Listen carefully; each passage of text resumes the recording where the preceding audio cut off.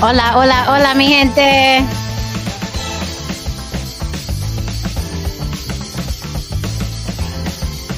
I came in on my favorite part.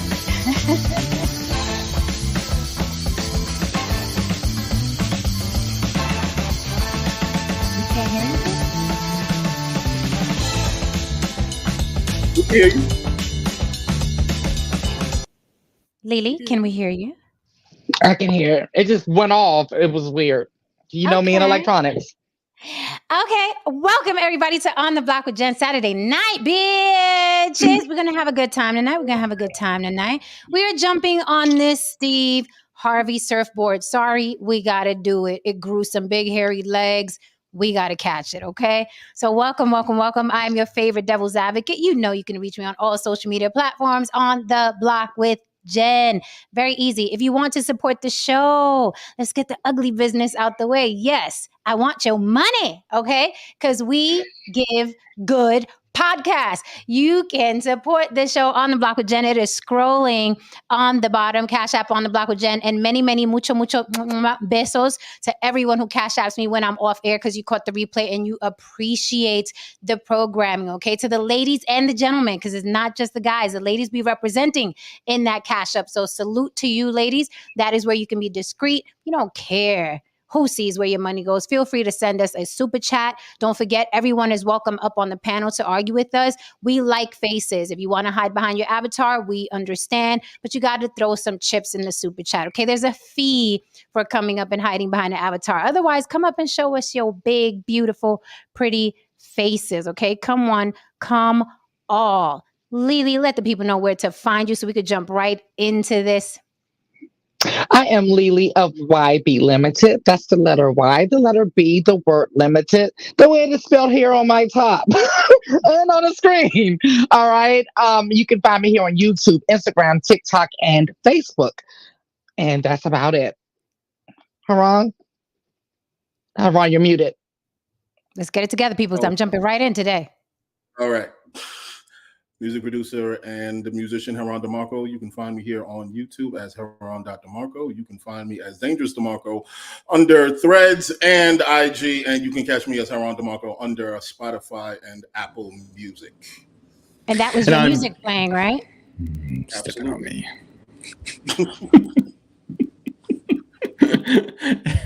I am No Saint. I am Saint No Saint on YouTube and on IG, and just No Saint on TikTok. Thank you, No Saint. And I do want to make a note of that intro music that you heard for about 10 minutes. That was Haran DeMarco on the panel here. And if you follow him on his YouTube page, you can get more of that. And No Saint, your live is tomorrow, right? Your testosterone, hairy, greasy, hanging balls live where the guys are. Yeah, we can do that tomorrow for sure. I mean, you don't have to. I'm not trying to twist your arm. No. I'm just clearing my schedule. I got to think what's going on. I think tomorrow is good for a Sunday. It might be the last Sunday for a while at that time slot. Okay. Well, no, actually, I keep saying that, but I think nights will be fine. Yeah. You ain't about it. You ain't about this business, No Saint. Oh, stop. I got to support. Actually, let me tell you something, and I have to discuss this with everybody, but I actually do have something I may want to do next Sunday that I may go out and record. I don't know if it'll be good. I'll discuss it with you, but it's a real good event coming up here that I want to get out to. Money. Get that out the way. All right, but guys. I definitely you reminded me though. You reminded me that I was talking to my sister about it today, and I was like, "Ooh, that might be something to go do." So I'll discuss it with you guys. Yeah, I'm mad because I went to an event today. I went live and I just tried to watch the playback. It's a wrap. So because the thing about what I noticed when I try to go live at events and there's a lot of people around, the live doesn't work as well, so I'm gonna have to do a pre-recorded. Thank goodness I pieced together some stuff, so I'll re-upload it. Okay. No problem. Easy. Thank you, sir. Salute to you. Thank you for the super chat. I'm stunning. Thank you. I try. All right, guys, let's get into this tonight. Matter of fact, Lily, the event you went to was Michael Jackson. Everyone loves Michael Jackson and Prince out in Brooklyn, New York City. And you know my vote. People like, no, stay neutral. But I'm Prince, do or die. Okay, I am Prince forever. Doesn't mean I didn't appreciate the work of Michael Jackson. That's not what I'm saying. I'm saying if given a choice, and I can, I'm not a neutral type of personality. I've never been. It's either yay or nay. I'm all about Prince. So I'm wearing purple. Ode to Prince tonight. That's who would get my vote if I had the choice between Prince and Michael Jackson. And Michael Jackson was just too, and you guys can get mad. Michael Jackson was too much of a weirdo for me, though I appreciated his music. Right, y'all can get mad. It's too much all around. When you look at both men, just all around human beings, I just didn't like who and how Michael Jackson was off stage. On stage, phenomenal. And you guys can argue with me. I'd love to hear your responses. On stage, Michael Jackson, phenomenal. He also had the knack for having fucking longevity. They had to beat him black and blue to have that type of work ethic.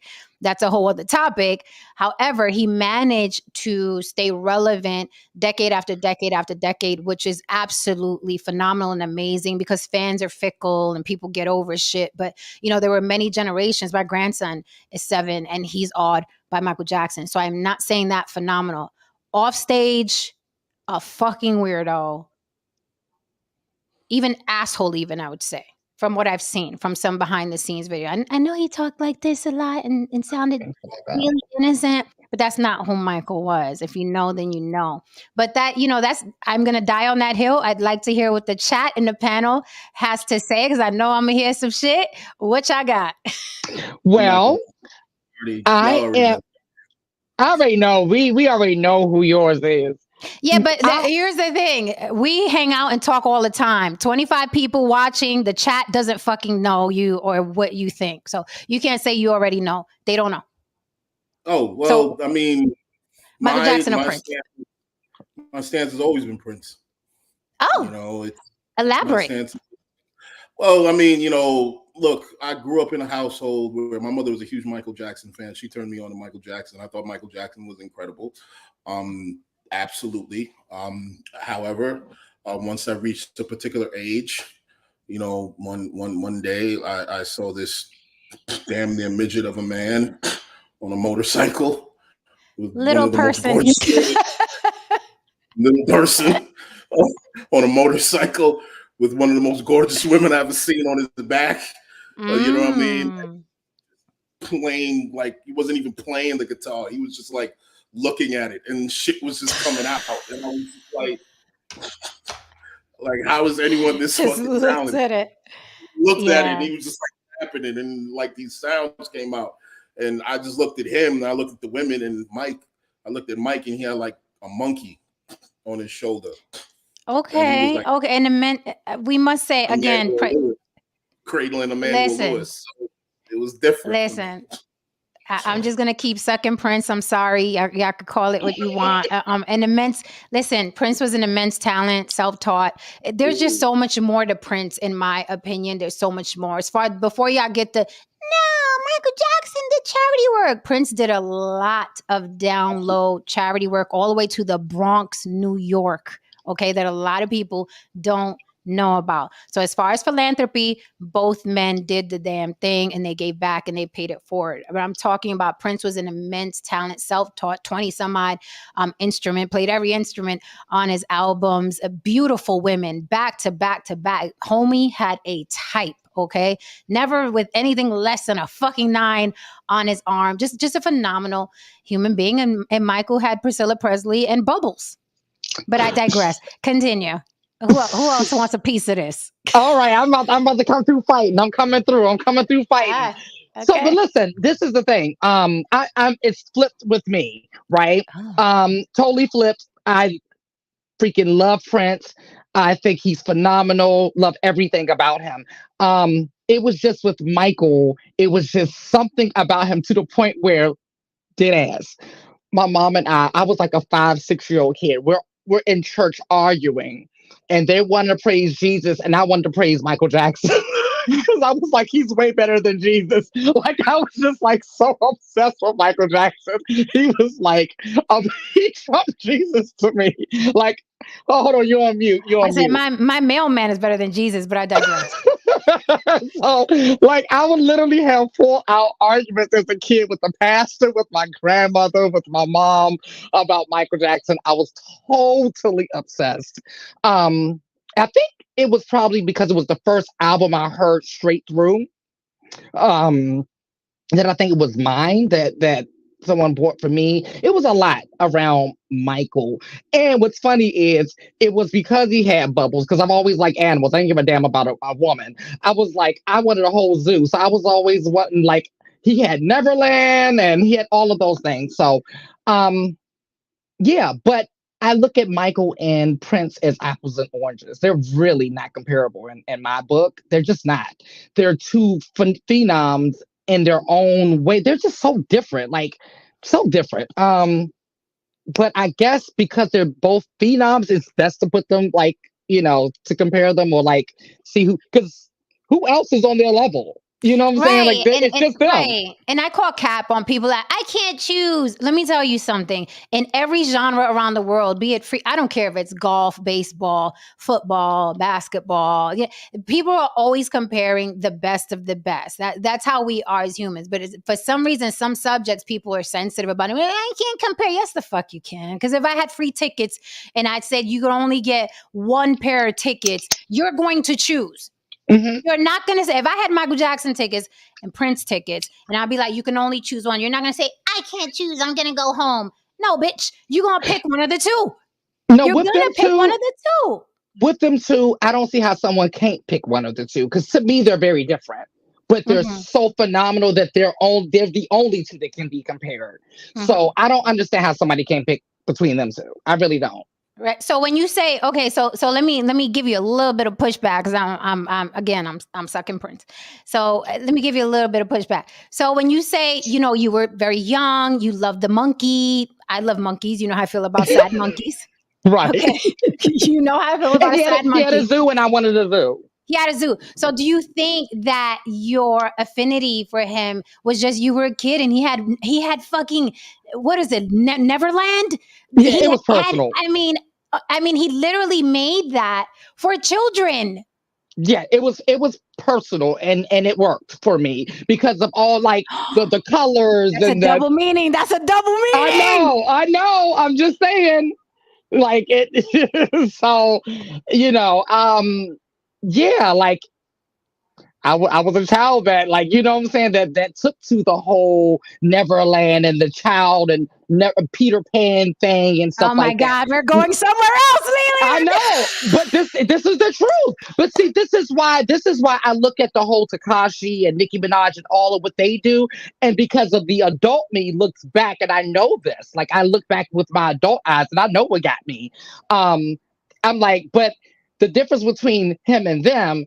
He wasn't half naked and all of that. They're doing like the kid stuff, breast pulled up and like, oops, I didn't mean to do that, Correct. Doing all of that. Michael did get naked for us, didn't he? You Are Not Alone.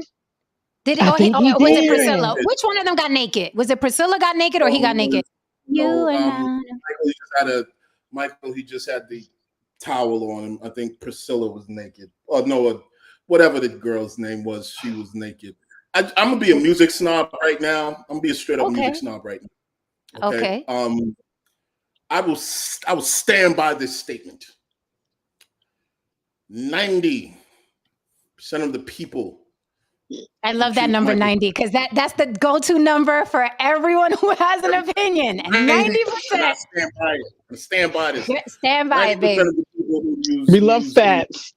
Jackson, go for Michael Jackson. Can't pick 6 Prince records outside of Purple Rain. They don't know no fucking Prince records. See, I know Prince records. I know Michael Jackson records. So I'm an authority. Most of you motherfuckers, y'all don't listen to Prince. Y'all listen to Rain. Y'all know the movie. Y'all couldn't even pick out. You couldn't even tell me without Googling what album I Hate You was on. without Googling. Challenge. Tell me what album I Hate You was on. You couldn't tell me what album Billy Jack Bitch was on without Googling. You couldn't tell me what album Dinner with Dolores was on without Googling. But no, I couldn't agree more. And that's why I made it clear that album, you can tell me what song Human Nature was on, though, right? I can tell you all his shit. Yeah, I can tell you all his stuff. But that's why, exactly. Right? But that's why I said for me, it's more personal. It's not necessarily musical, if that makes sense, right? Absolutely. So, because musically, come on, musically, Prince. Hell yeah, right? That's not to be debated at all. I'm just saying for me, it's more personal. You know, like that nostalgia thing when something comes on, it's like, oh, I remember this, I remember that. So for me, it's more, like you said, exposed to more Michael than Prince. By the time I was exposed to Prince, the childhood was kind of over. So it was me doing my own exploration. Right. And here's the thing, in Prince's defense, not that he needs one because he's the king. He don't need it. But in his defense, they were marketed very differently, and Prince was way ahead of his time. Way ahead of his time. Absolutely. I should not have been in a movie theater watching Purple Rain at the age that I sat there. However, my father, I always sound like some fucking Italian from New York. My father, managed a movie theater. That was one of the many jobs he had, but he managed a movie theater on the weekend. I used to go kick it with him on the weekend and go from movie room to movie room to movie room till his shift was over. And I would watch, and I went to see Purple Rain as a very young, impressionable little girl. And I was really I was like, this is a God. This is a God. This is my God here. And I went home and I was bitching and moaning and crying. I wanted my dad. You remember? I'm about to age us right now. I'm about to age us. Do you remember the shellacked big frame pictures? They were shellacked. It was shiny wood. Like they would put a picture on a big slab of wood and then shellac it. And in the 70s and 80s, everybody had a shellac picture on their wall. Okay. So there was one of those down at the shopping center, and I just bitched and moaned and cried. My father was like, I'm not putting that man on the wall and blah, blah. And I bitched and I pouted, and I'm the baby of 4 children. I'm in the room and I'm crying. And then the next day, my dad freaking got it from me, and he hated Prince. He hated him. And when I walked out, I was like, I get it. I put it up on the wall, and it was, I was obsessed. I was too young to be obsessed with some damn Prince. Okay. Michael Jackson was safe. My mother didn't like Prince. He was called him a weirdo. And I'm like, really? Prince is the weirdo? No, yeah, but he was. But here's the thing. Listen. But look who turned out to be the real weirdo. But no, Saint, go ahead. Yeah, I mean, a lot of once Jen gets to talk and she takes some of my thunder, unfortunately, before she gets to me. But what I'm gonna say is this. There's a few things. First of all, 3 of the biggest albums I think in a 10-year span for me was Purple Rain, Thriller, and then Alanis Morissette's Jagged Little Pill, where you had almost every song on the album a hit. I mean, it was crazy. So we're talking. I had that Alanis Morissette. I love that album. Yeah, so we're talking like first 2. Yeah. So I mean, but I will say that those 2 albums, Thriller and Purple Rain, were right around 14, 15 years old for me, and loved them both. But really, the Prince was more edgy. And the thing is, if you're going to, like Jen said, the marketing was a lot different. MTV played Prince as well, but MTV really pushed Michael Jackson a lot. If you go to a show, it's probably going to be a little bit more of an entertainment show. But as far as musician-wise, and Prince wrote more songs for different artists. Definitely, but they both had a weirdness about him. I don't know if Prince off stage was as weird as he was on stage when he came out with the little symbol, don't call me Prince anymore, and I'm this, all that, but yeah, that's it. I would say, looking back, like as a kid, you're looking at Michael Jackson. I remember in junior high, I was trying to sport the one glove. You're all all like, oh my God, the videos were better. by far, his videos, he had more entertaining videos, but Prince overall, I think, is the better artist. You know, Adam He's Hearn, by far by far Prince is the better artist, because if you took all the bells and whistles away from both of them, okay, no background dancers, nothing. You're going to have Prince up there playing every instrument on that stage, and you're going to have Michael Jackson moonwalking. Come at me, bro. If you took everything away from both artists except for what they are capable of doing, you're going to have Michael Jackson doing the kick, grabbing his nuts, and doing the moonwalking. You're going to have Prince playing every fucking instrument on that stage. Come at me, bro. I want to fight. No, you're right. Adam Hearn, again, I'm going to be a music snob. Prince can play the guitar on the level of Steve Vai. Steve Vai even said that. Steve Vai even revered Prince. If you don't know who Steve Vai is, stop commenting on, someone's guitar playing ability. You can play the bass on the level of Victor Wooten. If you don't know who Victor Wooten is, do not comment on Prince's, ability to play the bass guitar. And he was an exceptional motherfucking drummer, and he had an 8-octave range. I don't like having conversations like this. But wait a minute, Haran. What's up? Wait a minute, Haran. Adam Hearn said Prince stole his style from David Bowie. I've heard Prince refer to Sly. I've heard him refer to Jimi Hendrix. David Bowie? Those two aren't. What? He just needed something to talk about. David Bowie. Influenced by Jimi Hendrix, absolutely. David who? Oh my goodness. Y'all are talking the talk now. Little Richard, yes, even he admitted it. Right. So, come on, man. As far as the symbol and all of that, remember Prince was fighting with labels and all that shit.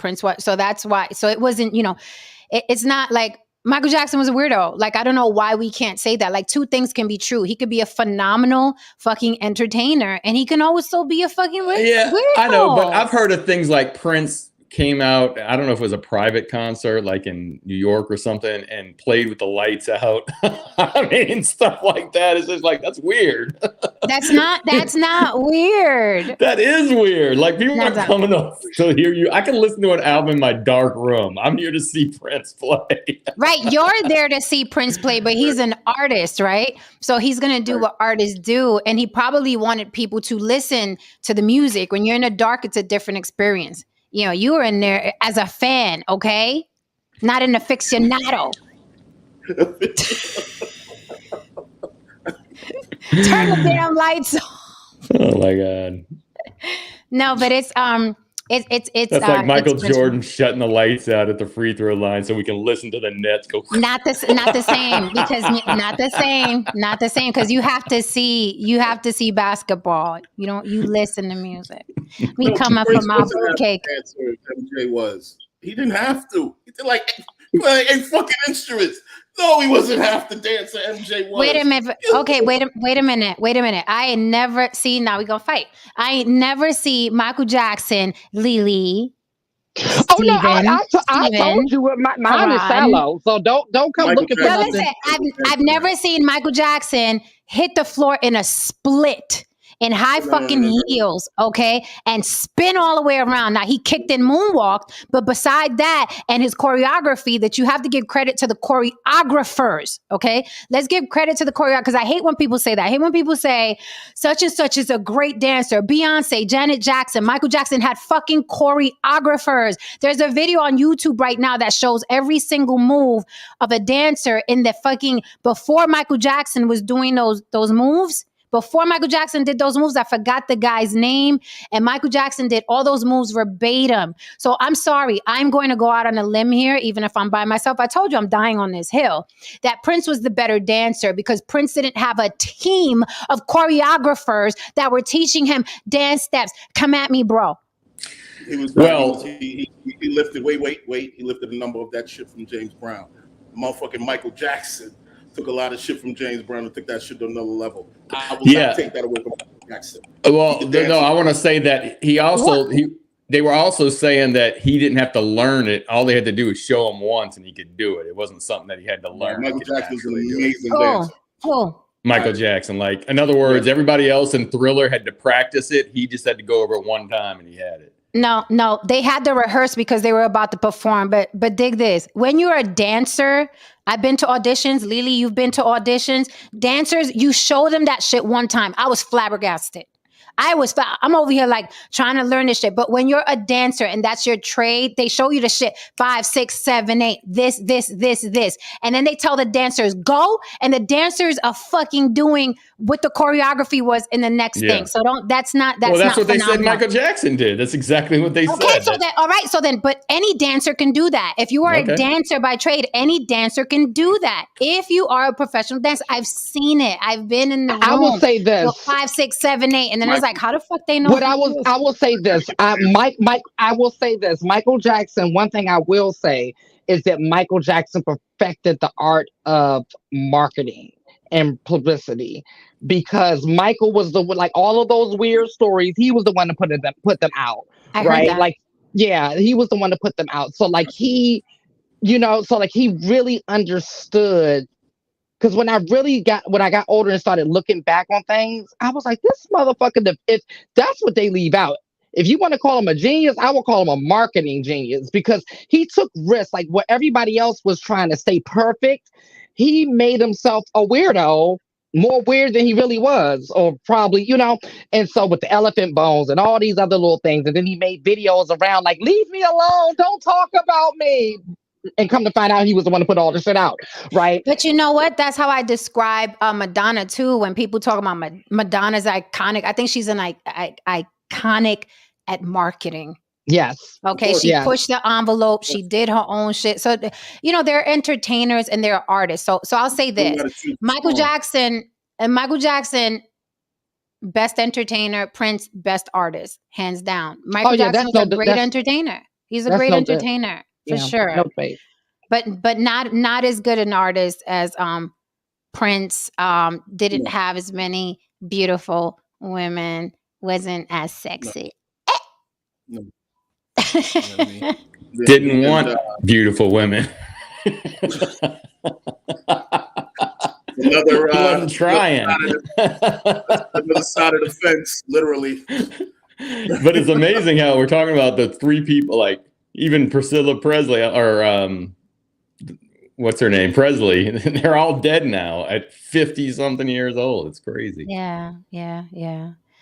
Nah, y'all gonna it's a different type of trolling on the block. It's a different type of weirdo. I don't mind weirdo like, oh, let's turn the lights off so you can hear the music. First of all, Prince isn't the only one that did that. I went to see Maxwell. It was pitch black in that bitch, and all you heard was this. Everybody lost their minds. I'm bringing a big flashlight. There wasn't a dry panty in the house. Goosebumps. He came out to Woman's Work and it was pitch black, and this man was singing live. When I tell you, I almost threw myself off that fucking balcony. Pitch black, and you hear Maxwell come out in his prime. Not Maxwell now, but Maxwell in his fucking prime.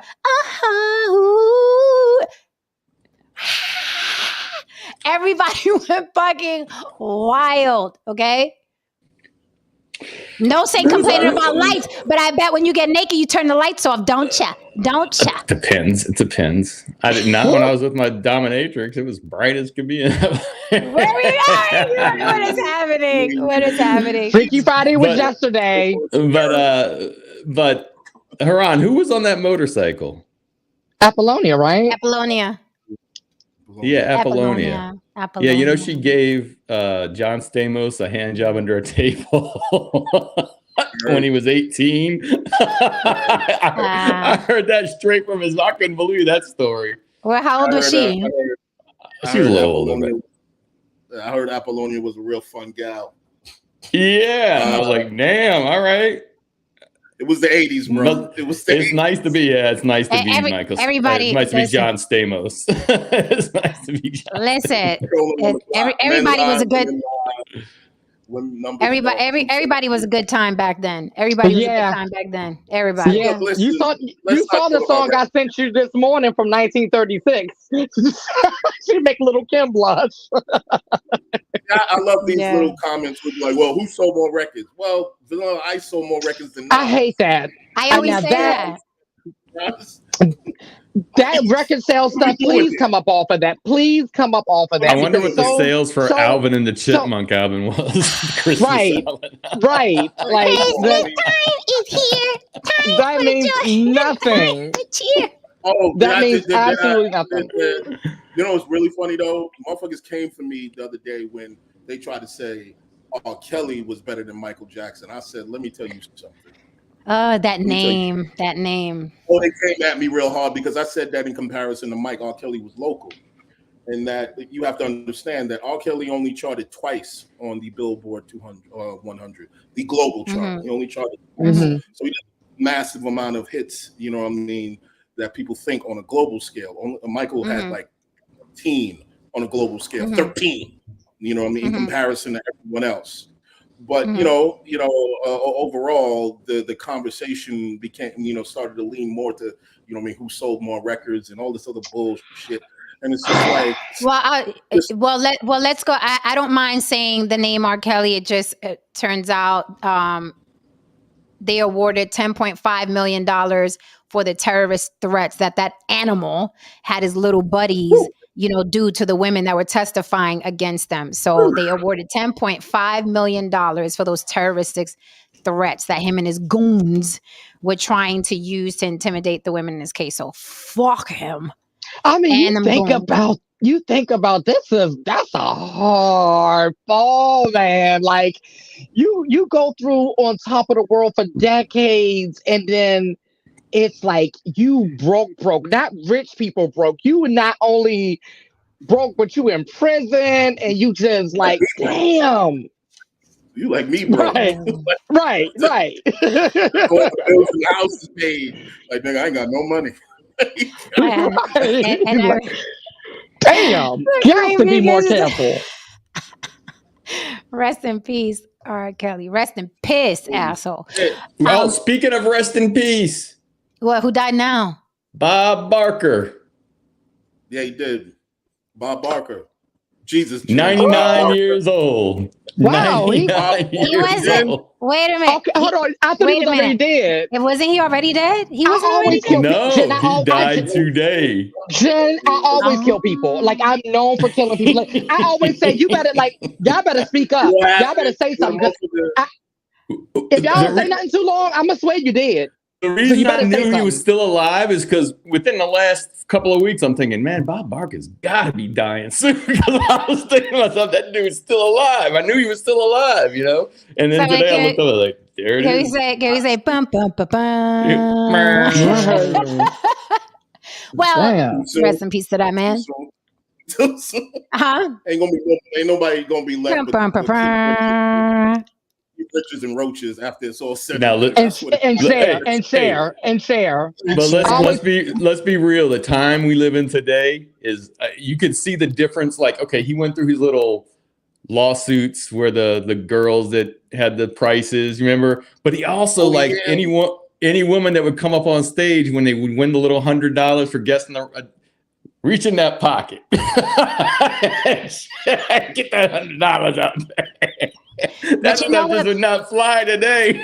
But you know what? Back then, one mic.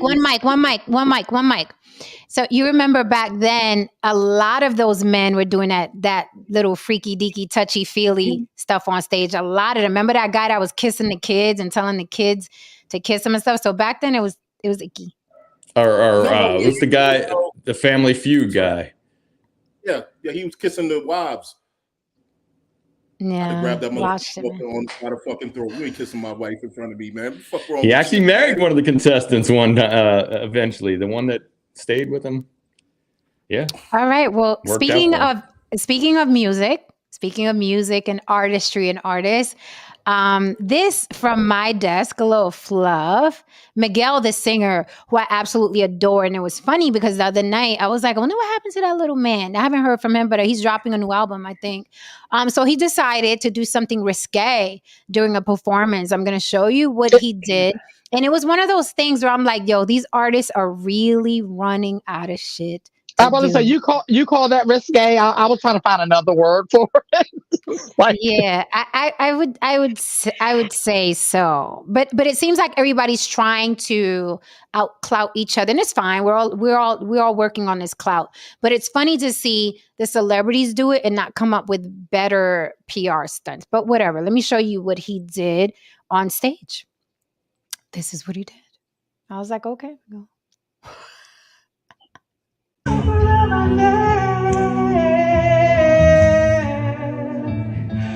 I'm gonna be okay. A little help from my friends on the edge of it, yeah. And I think it's gonna be alright. But I guess it all depends. I think it's gonna. Okay, so that is what he did. He put hooks in his back and he went, he did a little aerial act. So before I continue the story, what do you guys think about that? Do you think that was cool? Do you think he's an artist? Is what happens? I thought he looked uncomfortable myself. right. I thought he looked uncomfortable.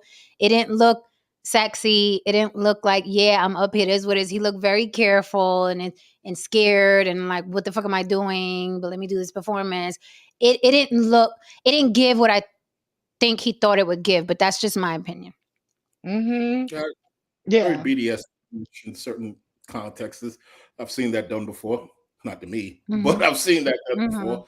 Yeah, I've seen it done before. But... Yeah, I've seen it. I've seen it at magic shows and shit like that. My thing in the back of my mind is like, it's going to be one hell of a story to tell if some shit malfunction. And half of your back, you over there hanging and like one of the hooks is out and you hanging on one of that shit, and like half of your body and like, look, listen, I can hear the nervousness in his voice. You could, if you listen closely, you can hear the pitch. Like this motherfucker is like, good God Almighty, I hope nothing go wrong. And right, like, and that's just, right. That's serious. It's never that serious, bro. It's like, okay. So that's. This clout shit is like, look, everything is about escalation. Things just escalate. One day a motherfucker just gonna come on stage and fuck around, cut his dick off in front of every fucking body. Oh no! Didn't somebody do something similar? A rapper. Yeah, but he wasn't on stage. Yeah. He wasn't on stage. He wasn't on stage. Okay, but he cut his dick off. He was mad at his dick. He cut his dick off. Right. I do know that was done already. Sorry, Haran, that was already done. Yeah. He sure did. He was mad as fuck as dick. He said, someone's taking a dump on stage. We've seen a lot. Like the bat. Was it the bat or the squirrel? Somebody bit somebody's. That was Ozzy Osbourne. Like 40 years ago. That's like 40 fucking 50 years ago. Right. Some of these guys were ahead of their time. That was actually an accident, but it was. Yeah, it was a fan that threw up a real bat, but he thought he didn't know it was a real bat, and then he bit the bat's head off, and then he had to go to the hospital and get a bunch of rabies shots. I remember. Yeah, he did say that. It was Ozzy, right? So he didn't know. Wait a minute, was the bat alive? Don't know. And you got to realize the guy was probably on a ton of drugs. So okay, because I was about to say an accident might listen. Yeah, he was on a lot of drugs. Yeah, so Black Sabbath. So here's where the plot thickens, right? That looks sexy. So here's where the plot thickens, right? So I'm all in the comments because I want to see what people got to say, right? So everybody was tagging this other guy, Simbi. He jacking your shit. Simbi said, and I'm like, who the hell is Simbi? I want to know who's Simbi. Who the fuck is Simbi? Yeah, did you ride over there? I rode over there. I pulled up lately. Okay, because I'm like. Yeah, so I rode over there. Turns out he's not the first person to do this. And I got the guy who did it way back in January. So now there's some buzz going on. Basically, it's kind of fucked up when I do it, but when you do it, it's okay, right? Same like with the Kardashians. Like if we pull up to a 9-to-5 job with cornrows, we're ghetto, but these bitches can run around cornrows, then it's, it's in vogue, right? It's chic, right? So this artist, Simbi, was like, hold up. I ain't no Miguel, but I did that shit first. And I have his video here. He was like, hold on. And when you see this, I think this is how it should be done if you're going to monkey around, okay? If you're going to monkey around, go all out. He said, With all of that stress, hands up. I can't afford to relax. I've been walking, been smoking, been drinking. Yeah, I might get hooked. I might get hooked. I might get hooked. Might get hooked. I might get hooked. I might get hooked. I might get hooked. Might get hooked. I might get hooked. Oh, he about that action. See, that's a difference. Miguel looked like somebody put him up to it and he reluctantly did it because his views are going down, his numbers are going down, his ticket sales are going down, something's going down. And so he's like, oh, okay. Because be honest, when was the last time we talked about him? Come on. You said you were just asking about him. I was out because I was wondering because I always see his girl. Like she's like, I'm divorced. She's doing the divorced bitch shit. Like I'm amazing. No one matters. She's doing that. The shit that women do when women break. You know how it is when women break up with men. Oh my God. Right? She's doing that shit. So Ron, you know what I'm talking about. I recognize it. Okay. So this guy, I even like the lyrics. He's saying, I might get hooked. I might get hooked. So it matches. It matched. Right? Part of the thing. So he released a statement and he's like, no. And his statement was as follows. He said, this Simbi guy. Yeah, he's so like, you mean no. to tell me that Miguel done did all of that only to be clowned? See? To be like, you're a copycat. You're not even original. Right. This is what he said. He said, hold on now. Pump the brakes on the hooks. Okay. He said, guys, instead of sending me the video of Miguel, and he added him. Okay. He's about that life. He said, instead of sending me the video of Miguel biting my sauce, just tag me in the videos or send it to the shade room, laughing my ass off. I did this first, damn it. And you know what? I feel the brother. I agree with him 100% because a lot of these celebrities are on social media way more than you think. If I can show you some of my DMs, I got some of your favorites in my DMs, okay? And if I'm fucking lying, I'm flying. These celebrities, they travel a lot. They have a lot of downtime. And during their downtime, just like Beyonce's team, okay? They're on social media looking for ideas. All right. Yep. Looking for ideas, which is a great segue for the story, for the topic of tonight. But people are on social media and they have teams working for them. It's usually not them online, or if they're taking a flight, it's them online and they're biting sauce. So I think that man should get all the freaking credit because he did do it first. And it was Miguel did exactly what he did. 2 hooks up in the air, doing a little leg thing. Get that man that credit. That was disrespectful. Give him his credit. And he did it better. Right. Ironically, as we had the previous conversation about MJ, allegedly Michael stole the moonwalk from a break dancer. Right. Oh, I saw it. I saw the guy. I saw the guy. Like there's a video. If you look up. Believable. Yeah, when you look up the video of the guy that's doing all the dances, the Annie, are you okay dances and all of that, and it was way back in the 80s during the breaking. It was during the breaking era. You're like, oh, it blows your mind because you're like, I thought Michael invented that. You lied to me, So, give this brother his credit, and it's messed up because this guy doesn't have a lot of followers. Miguel is up in the millions, so it's messed up that these celebrities can take your work and they already have millions of followers, and you sitting on 20,000 followers and you doing your best to make it. That was wrong. Get that man that credit. If I was Miguel, and I know Miguel got word by now because all these people got little PR people online. I'm sure he got the word. Get that man his credit. Don't be a bitch. Shit, I'm gonna take it a step further. I'm suspecting sometimes people be stealing our shit because there's things that we've said on this show that I had never heard no one else say on another show, and then the very next day, a bigger podcaster will say exactly verbatim what one of us said on this show. So yes, the shit happens. Yep, it happens all the time. And they think they can get away with it because they have a bigger following. Adam Hearn, thank you for the super chat. Can I get some more super chats on this Saturday night? Gracias. Adam Hearn says, Jen, did TK Kirkland really get knocked out? I met him a couple days ago. I don't know if he got knocked out.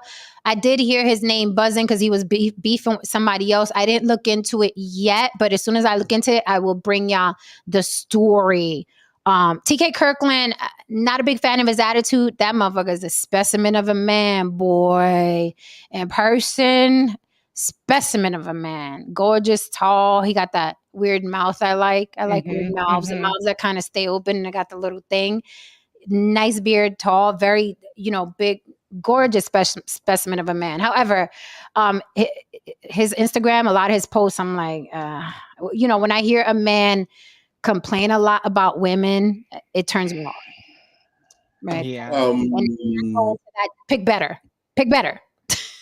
Like you tell us. Like men tell us, pick better. So you're not online fucking complaining about bitches all the time. Haram, what were you saying? You got to look at it like this. So I'm not excusing these celebs and these bigger brands and so on. When you're at a particular level, a lot of them, when they're at a particular level. Touche, doll, touche. Because even y'all were taller than me when I met you. Uh-huh. I just mean he was very tall. When you're at a particular level and you're at a bigger brand, a lot of them don't have the ear to the street like that. You know what I'm saying? I mean, they don't have that connection to the common man or the common person. So I can see them going out there and trying to steal shit and so on and so forth or whatever. These motherfuckers don't really know what's going on and shit like that. So I can see them going out there and trying to steal shit and pluck shit, you know what I mean, and try to spin it and so on. Again, I'm not giving them any leeway on it, but I can see the possibility of a number of them doing that. Is there something you want to say, Mr. White Man? Is there something you see? Yeah, I just find it funny. I find it really funny. Some of the stuff really funny. You got very anxious. Well, no, I'm smiling because, okay, I saw the 2 videos. I'm sure they weren't the first 2 to ever be suspended by their backs doing something. So I'm thinking I'm almost positive they didn't invent it themselves, that they got the idea from somebody else. When it comes to art, you're going to get mimicked. That's just the way it is. Unless you can trademark something and bring it to court. I mean, people borrow all the time. I mean, that's just, or improve, borrow, improve, take an idea, make it better. So for me, it's kind of funny when he's saying he invented it. Did he? I don't know. Okay, that's not what he said. He said that he did it first. He was the first one. All right. Was he the first one? No. In R&B, yes, he's the first one. Okay, now we're slicing it pie. Okay, in R&B. But maybe not in folk music somewhere else, or maybe not in Africa. No. But in R&B, I'll give him R&B. Don't bring Africa into this. Watch a step, okay? The second thing is, look, I've seen the hook thing. I've seen the hook thing at magic shows. I've seen it. I've seen it in Hellraiser. I've seen it. But as far as an artist on stage doing R&B, whatever, I had never seen that before till Miguel did it. However, he wasn't the first one to do it. The other guy did it. So I get what you're saying. I know. But this is why. And to your point, no saying. No one, yes, we know that nobody's done it first. The point is, if you're going to do it, improve on it and take it a step further. Yeah. Miguel didn't even do that. With this gentleman he switched it up and took it a step further, because that's something you was not going to expect a black man instead singing live to do. So yes, that was an improvement. It was done first in that genre, in that field, right? No one's done none of this shit first, right? And then Miguel just did the same exact thing a few months later. So that's what the issue is. It's like, I don't think that everyone knows that people are going to borrow and be inspired by people, but just don't do the shit verbatim. You know what I'm saying? Yeah. I'm inspired by Star. Like I ain't right. And I get Star. I do get Jen's point that they're both in the same kind of genre. It rubs me the wrong way, because I'll see it and they do it in sports all the time. It's the first time this guy stubbed his toe and scored a touchdown. They make categories like, no, it's not the first time. Okay, he stubbed his toe on that blade of grass. That's what makes it unique. He stubbed his toe on that grass. That's all I'm saying. It just, those kind of things rub me the wrong way. Let me get these super chats real quick. Let me get these super chats because people are showing me love, so I have to acknowledge it. Thank you so much for the super chat, Fahim Jackson. Fahim Jackson says, "Good artists copy, great artists steal. That is from musicians to painters to writers, etc. It's very few humans in history who are original. Very few, but we exist." Thank you so much for the super chat, Miss Ruth. Love the block, and we love you back. Good to see you here. And Haran's gonna take his shirt off in a little bit.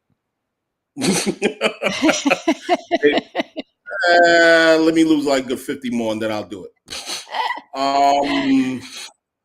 There was a time when I did, but go ahead, Haran. There was a time when I did, but I don't look like that anymore. Anyway, okay, so one second. Yeah. Here's another thing too when it comes to copywriting and trademarking. Not saying that you should do it. You should always protect yourself, always. But a lot of times when you're going up against a certain, adversary, that shit is bullshit, and they know it's bullshit because you got to get a lawyer. Your case has to come, in front of the fucking judge, and you can sue as long as you want. The other side knows. They're like, yeah, sue. I don't give a fuck, but it'll probably be 2-3 fucking years before your case comes up. We'll make all our fucking money, and at the end of the day, we'll probably just cut you a check to go away anyway. So, you know how many songs and shit have been stolen? Shit, I've got my shit stolen.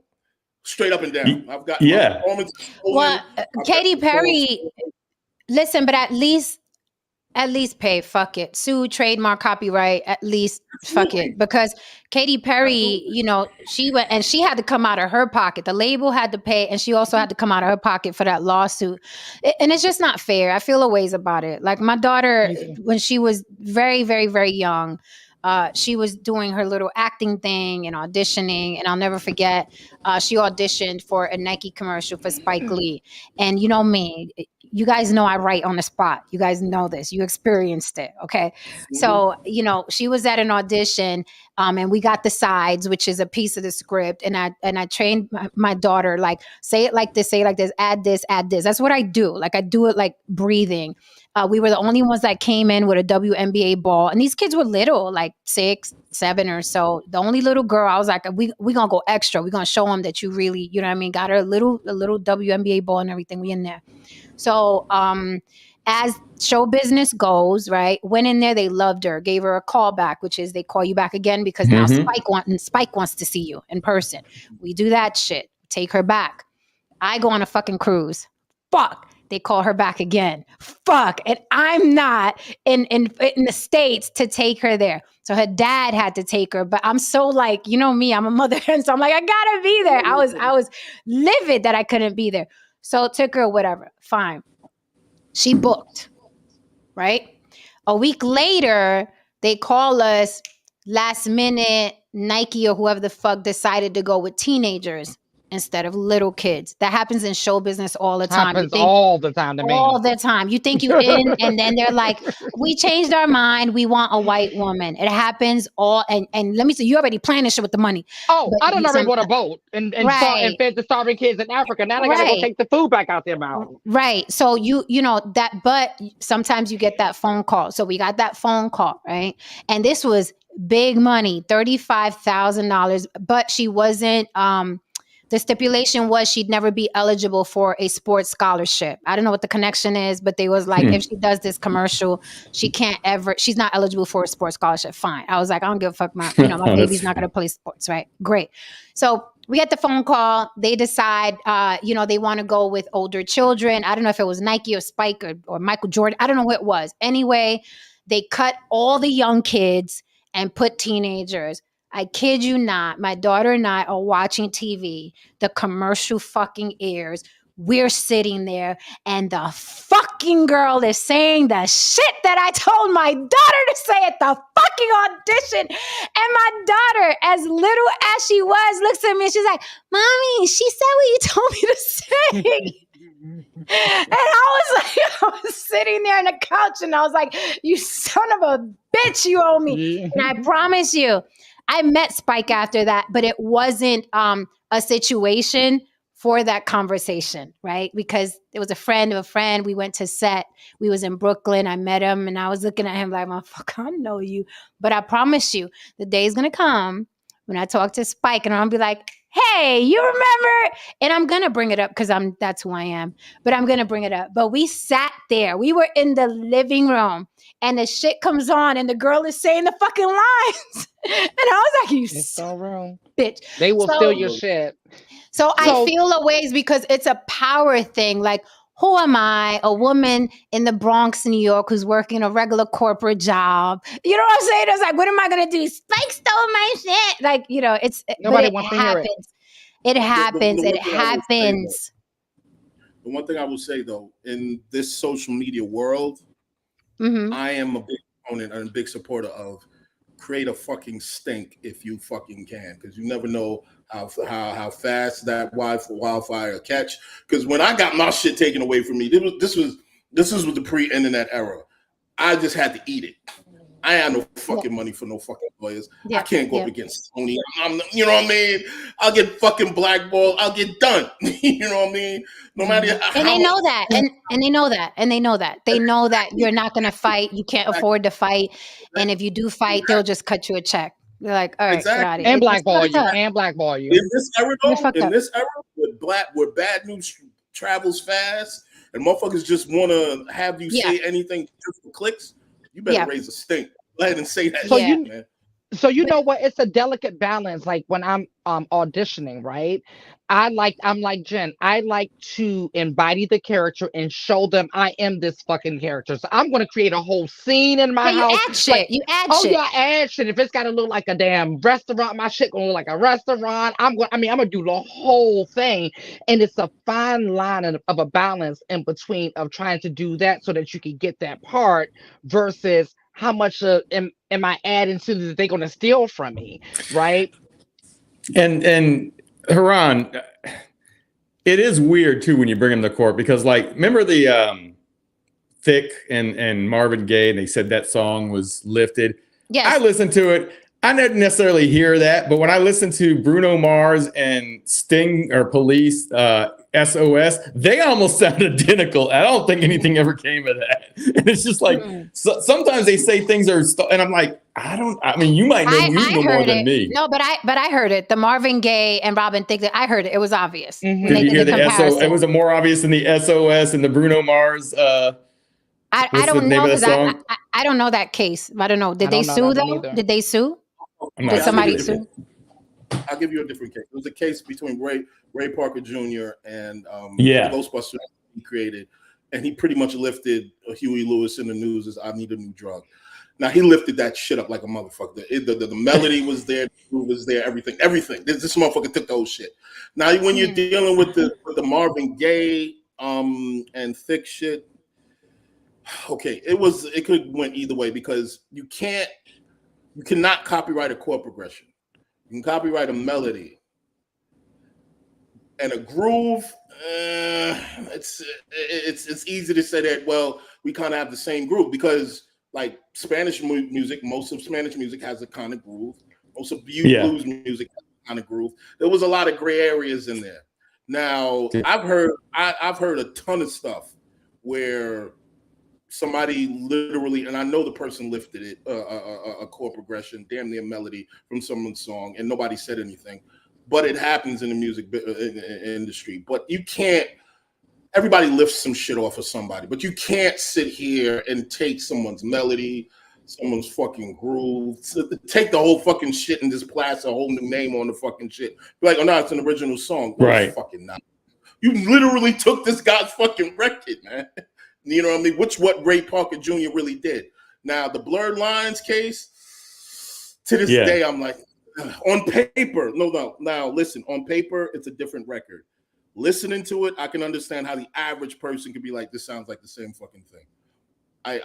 So I can see both sides of the coin when it comes to that record. And they won.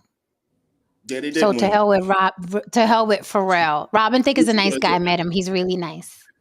Yeah, Pharrell done did a lot of dirty shit. A lot of Say who? What? Who? Because you were both talking at the same time. You have a problem with Pharrell? I do. Pharrell be stealing a lot, not just music, but money too. So no, Pharrell. I mean, it's a couple of artists have accused Pharrell of stealing. A couple of artists, Khalees. You know, I know people who worked with Pharrell, and that's not necessarily not true. So yeah, I mean, you know, again, it's a power thing. Robin Thicke is nice. I met him, and he said, "Aren't we pretty?" And I was like, That's your little trademark. Thank you so much for the super chat. Adam Hearn says, "No Saint, when you going to break down Egypt and the Nile? Hotep Nation got gentrified." Yeah, you saw how No Saint threw Africa at us. I said, "Wow, What they got to do with this?" Hey. No, I'm just saying, worldwide. I'm sure since I believe life began in Africa. Life began in Africa. I'm sure there's a lot of things that happened in Africa before anywhere else in the world. Order. Ain't nobody come over there and steal niggas until y'all came over there. I'll tell you that much. Order in the court. Lord Almighty, what is happening? What is happening? Ooh, all right. Shit. Great segue, because Steve Harvey. What that comment was about, right? What you said earlier? He wasn't talking about because I brought up Africa. No, he's talking about the conscious community over on Sun Editors channel. That's what he's talking about. Oh. But it worked because I brought up Africa. A few of them said it. Yeah, because a few of them said the same. Like, they was all making those jokes in the chat. I don't know if you missed them or not. Yeah, no, look, he said it right here. Adam Hearn said, "No Saint said Africa," laughing out loud. So I think that's what he was talking about. Yeah, a few of them said it. Like, even Ruler's back. A few of them was talking. They was making Hotep jokes about you. Yeah, everybody woke up when you said that. Yeah. Don't do That's this funny. Trolling on the block. Don't be a dick rider, because you don't know him personally. I hate when people do this. You don't know him personally. Nothing wrong with Pharrell. You don't know him personally. That's why these celebrities get away with murder and pedophilia, because they could do no wrong, right? All you know about them is their music, and you're like, nothing wrong with Pharrell. You don't know who that man is, or what he does, or what he stole. We don't know these people. They fail to realize that these motherfuckers are people with jobs. Okay, you know what? No, I'm not gonna say it here. I'm gonna tell you all, because I thought of a skit around this, around how people deify. Yeah, how people deify celebrities or whatever. So yeah, because it's really silly. Okay, so segue to our main topic tonight. Steve Harvey apologizes for unfunny comedian tweet. Steve Harvey apologizes for unfunny comedian tweet. Now, it's a great segue from what we were talking about, because I see a lot of not only comedians, but a couple actors and entertainers and R&B people and whatever. What they have now is basically, I don't know, these PR teams handling their social media. And if you notice, I know D.L. Hughley does it a lot. I know Steve Harvey does it. I've seen Tyrese does it. Basically, what they do is they just start throwing out stories on their social media, just the way Hollywood Unlocked would do, or the Shade Room would do. So you would go to a D.L. Hughley page and see a lot of the race shit that's happening, or you go to Tyrese's page, you see a lot of that, and you're like, what, did Tyrese post this? So it's kind of obvious that they're not posting, but they're posting current events, right? To keep them in the algorithm, right? So you're not going to see D.L. Hughley posting his comedy or his skits. He's constantly posting current events. Tyrese does it. Steve Harvey does it. So what had happened was, right, there was a tweet that came from Steve Harvey's Twitter account and said, what comedian basically do you think is not funny at all? Right? So Just Hilarious clapped back. It's crazy that Steve Harvey would ask this, right? Because people have said Steve Harvey's not funny. They've also said Just Hilarious is not funny. Corey Holcomb calls her less hilarious instead of just hilarious. So, comedy, I guess, is what? Subjective. Like, some people think Kevin Hart is knockdown, knee slapping funny. Some people say, no, the fuck he's not. He's just good at marketing. He's that friendly, happy-go-lucky Negro, and everybody likes him because, he's not threatening, and he's cute. He's like a little puppy that hops around. Everybody loves him. So anyway, fast forward, this tweet came from Steve Harvey's page, and everybody got on him like, how dare you, ask about who's not funny. Just Hilarious commented. So then Just Hilarious's people went after Steve Harvey, and Steve Harvey's people went after Just Hilarious. And Steve Harvey apologized. And I want you to see, here is the proof that these people do not manage their social media. They got these young folks running their social media, and these young folks are doing what young folks do on social media, staying in the algorithm and asking controversial questions to start a fucking, a fight, a cat and dog fight in the comments. So this is what Steve Harvey was saying. He was like, hey, wait a minute. And this was his comment after everybody went at him. All right, I got to take some time to address this here. I came down here to get away, get in some nature, do some fishing. Somebody works for me on my Twitter, put a statement out that was totally negative. I got to take responsibility for it because they work for me. But the engagement was talking about name a comedian you don't think is funny. Why would I do something like that? That don't even make no damn sense. My whole brand is to be motivational. And I'm going to turn around and say something like that. You don't know where these young people at in their career, man. They could be coming up in anything. I'm all about positivity. I would have never done nothing like that. I'm so pissed off right now, man. Talking about I was trying to get some engagement. Okay. Be trying to get some employment too. My bad, y'all. Now I got to come on here and do something, doing a damn selfie. So here it is. I'm sorry, man. My bad, y'all. Won't happen again, though. Where's my violin? Do you got a violin over there? I do not. Because I'm gonna go ahead. I need. He had to apologize to Obama or some shit like that. It's just hilarious. You know what I mean? She's not funny.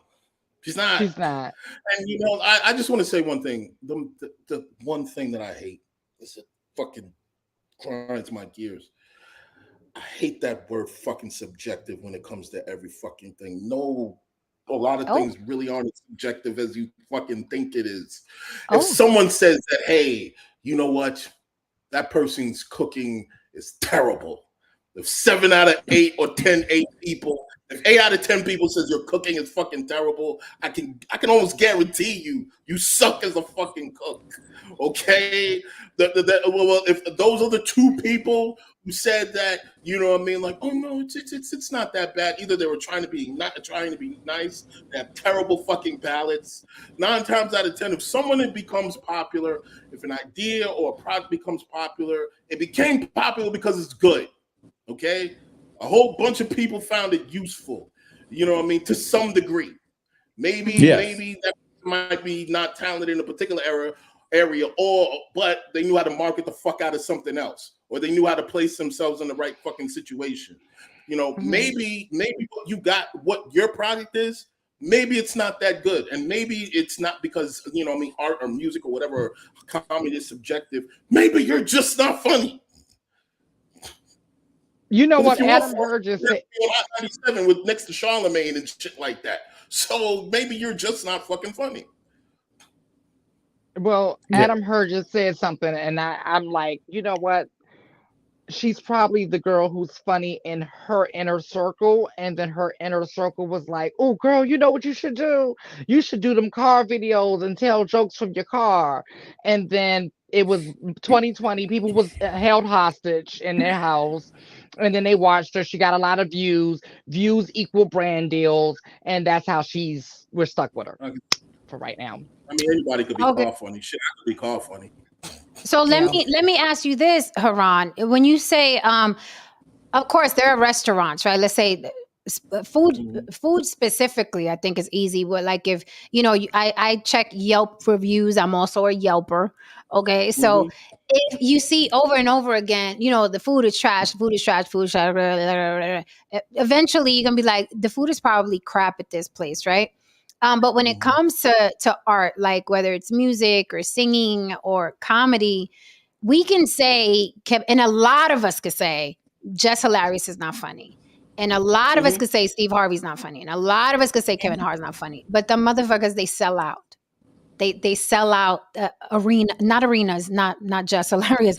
You know what I mean? She probably sells out clubs, but Steve Harvey can sell out a show. Kevin Hart for sure can do an arena. You know, so it's, how can we not say it's not subjective? If I'm like, I wouldn't buy that ticket, but then when you look at his ticket sales, he sold out the show. No, but here's the thing. I understand totally what you're saying. I can still say that motherfucker is not funny. However, he could be great in other areas. Kevin Hart is amazing at marketing.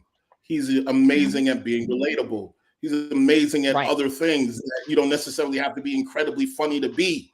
You know what I mean? Steve Harvey, he's amazing at other. He can host the fuck out of a situation.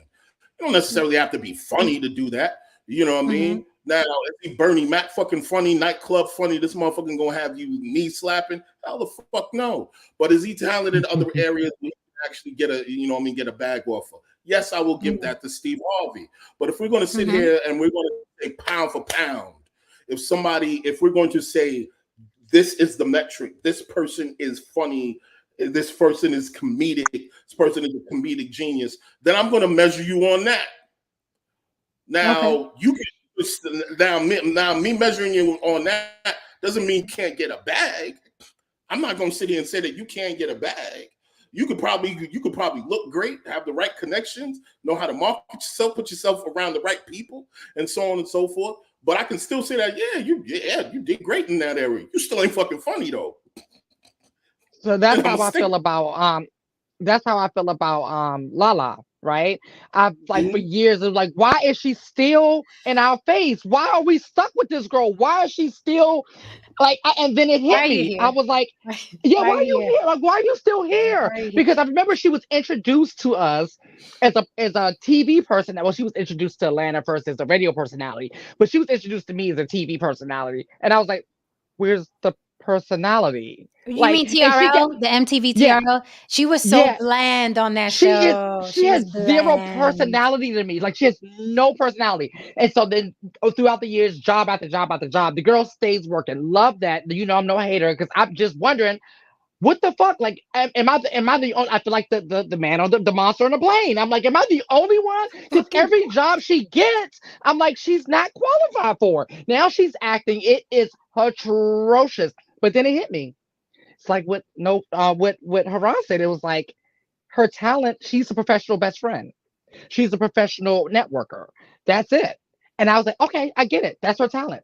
I shut up. I rest my case. And not only that, but being married to Carmelo got her in rooms that she wouldn't have been in. Carmelo and Danae. Jen knows this. I think Cat Williams is a fucking genius. I think he's fucking hilarious. Cat Williams is funny. Cat Williams is and will never be as big as Kevin Hart. Cat don't know how to keep his ass out of jail. He don't know how to stop taking fucking drugs. This nigga's fucking crazy. You know what I mean? Fighting kids at a high school. His comedic ability, man, is a genius. Whip, you know what I mean? Razor sharp, everything. But that doesn't mean you're going to be famous. That doesn't mean you're going to get the huge bag. Correct. I mean, you know, it's like you brought up earlier Vanilla Ice and people like Britney Spears or whatever. These people, they go platinum. And how many times have we seen someone in our neighborhoods that could rap or sing? And it's like, damn, you should sing. And it's like, you know, and they just never do. I mean, like, let's just call it straight or straight. Britney Spears is trailer park trash from Louisiana that got really, really lucky. Because when you surround her with the team, the hair, the makeup, the wardrobe, that's a whole different human being. The moment they go home and clock out. She's on Instagram spinning around like a meth head. I'm like, and this is every time over the last 20 years. Anytime she has to dress herself, do her own hair, dance, like create her own dance moves, anything she has to do herself, it's always giving me trailer park trash. Every single. And why is one track always showing? And why is this permanent outliner always running? Like, what the fuck is going on? That's what happens when the team goes home. Every time I see Britney Spears, I feel like she just hit that bong or she just hit that crack pipe and she just got in front of the camera and she started doing the shit where she, you know what I mean? I'm just like, oops, I did it again. Oh, baby, how was I supposed to know? This is a perfect example. Two perfect examples. Something wasn't right here. Why do you sound exactly like her? Like, what the fuck? Baby, I shouldn't have let you go. Oh. That's my point, man. Like, can't do this. You can just literally mimic this. She had the right bells and whistles. and write comic. You know what I mean? Like, look, listen. Two people. Grand example. Johnny Gill versus Bobby Brown. Let's keep it real. Johnny Gill could sing circles around Bobby Brown. However, Bobby was the bigger talent because Bobby could dance his ass off. He could pick the right records. He could sing well enough. He just had a lot of great energy. You know what I mean? You don't want to fight me in a minute, Haran. You don't want to fight me in a minute. I loathe Johnny Gill's voice. Anyway, we just gonna talk about that off the camera. That's gonna be the rest of the rest of this cast. It's one of the most fucking, and it is like a Costco Teddy Pendergrass. It is horrible. He has no fucking melody. My. He puts on the Teddy Pendergrass really heavy. He is not Teddy, okay? He sounds like shit. It hurts my ears. Is it the over singing for you? Because it's the over singing. Because I love Johnny's voice. My voice when Johnny is, I love. No, I'm saying I love Johnny's voice, right? The thing is, he has that thing that Fantasia does when they're live, and they just go, they go off, and it's just like, oh, no, calm it down and let's smooth it out, and let's bring that, like this, let's make that key real sharp. You know, they just get really excited. But I love his voice. That green vegan, can Bobby still get it right now? Because I saw him on stage. He looked a little tired. No, I don't like. You know what it is? I think music. I forgot he's from DC. Well, you don't like Aaron music. You don't like the yellers. You said you don't like. I don't like. I told you before. I listen to music either to motivate me to do something, or if something is soothing. If I want to hear someone that sounds like Johnny Gill, I'll fucking throw DMX on. I don't want my R&B yelled at me. I do not want my R&B yelled at me. That's not why I listen to R&B. If I want to hear that shit, I'll throw on DMX. Okay, I don't want to hear I don't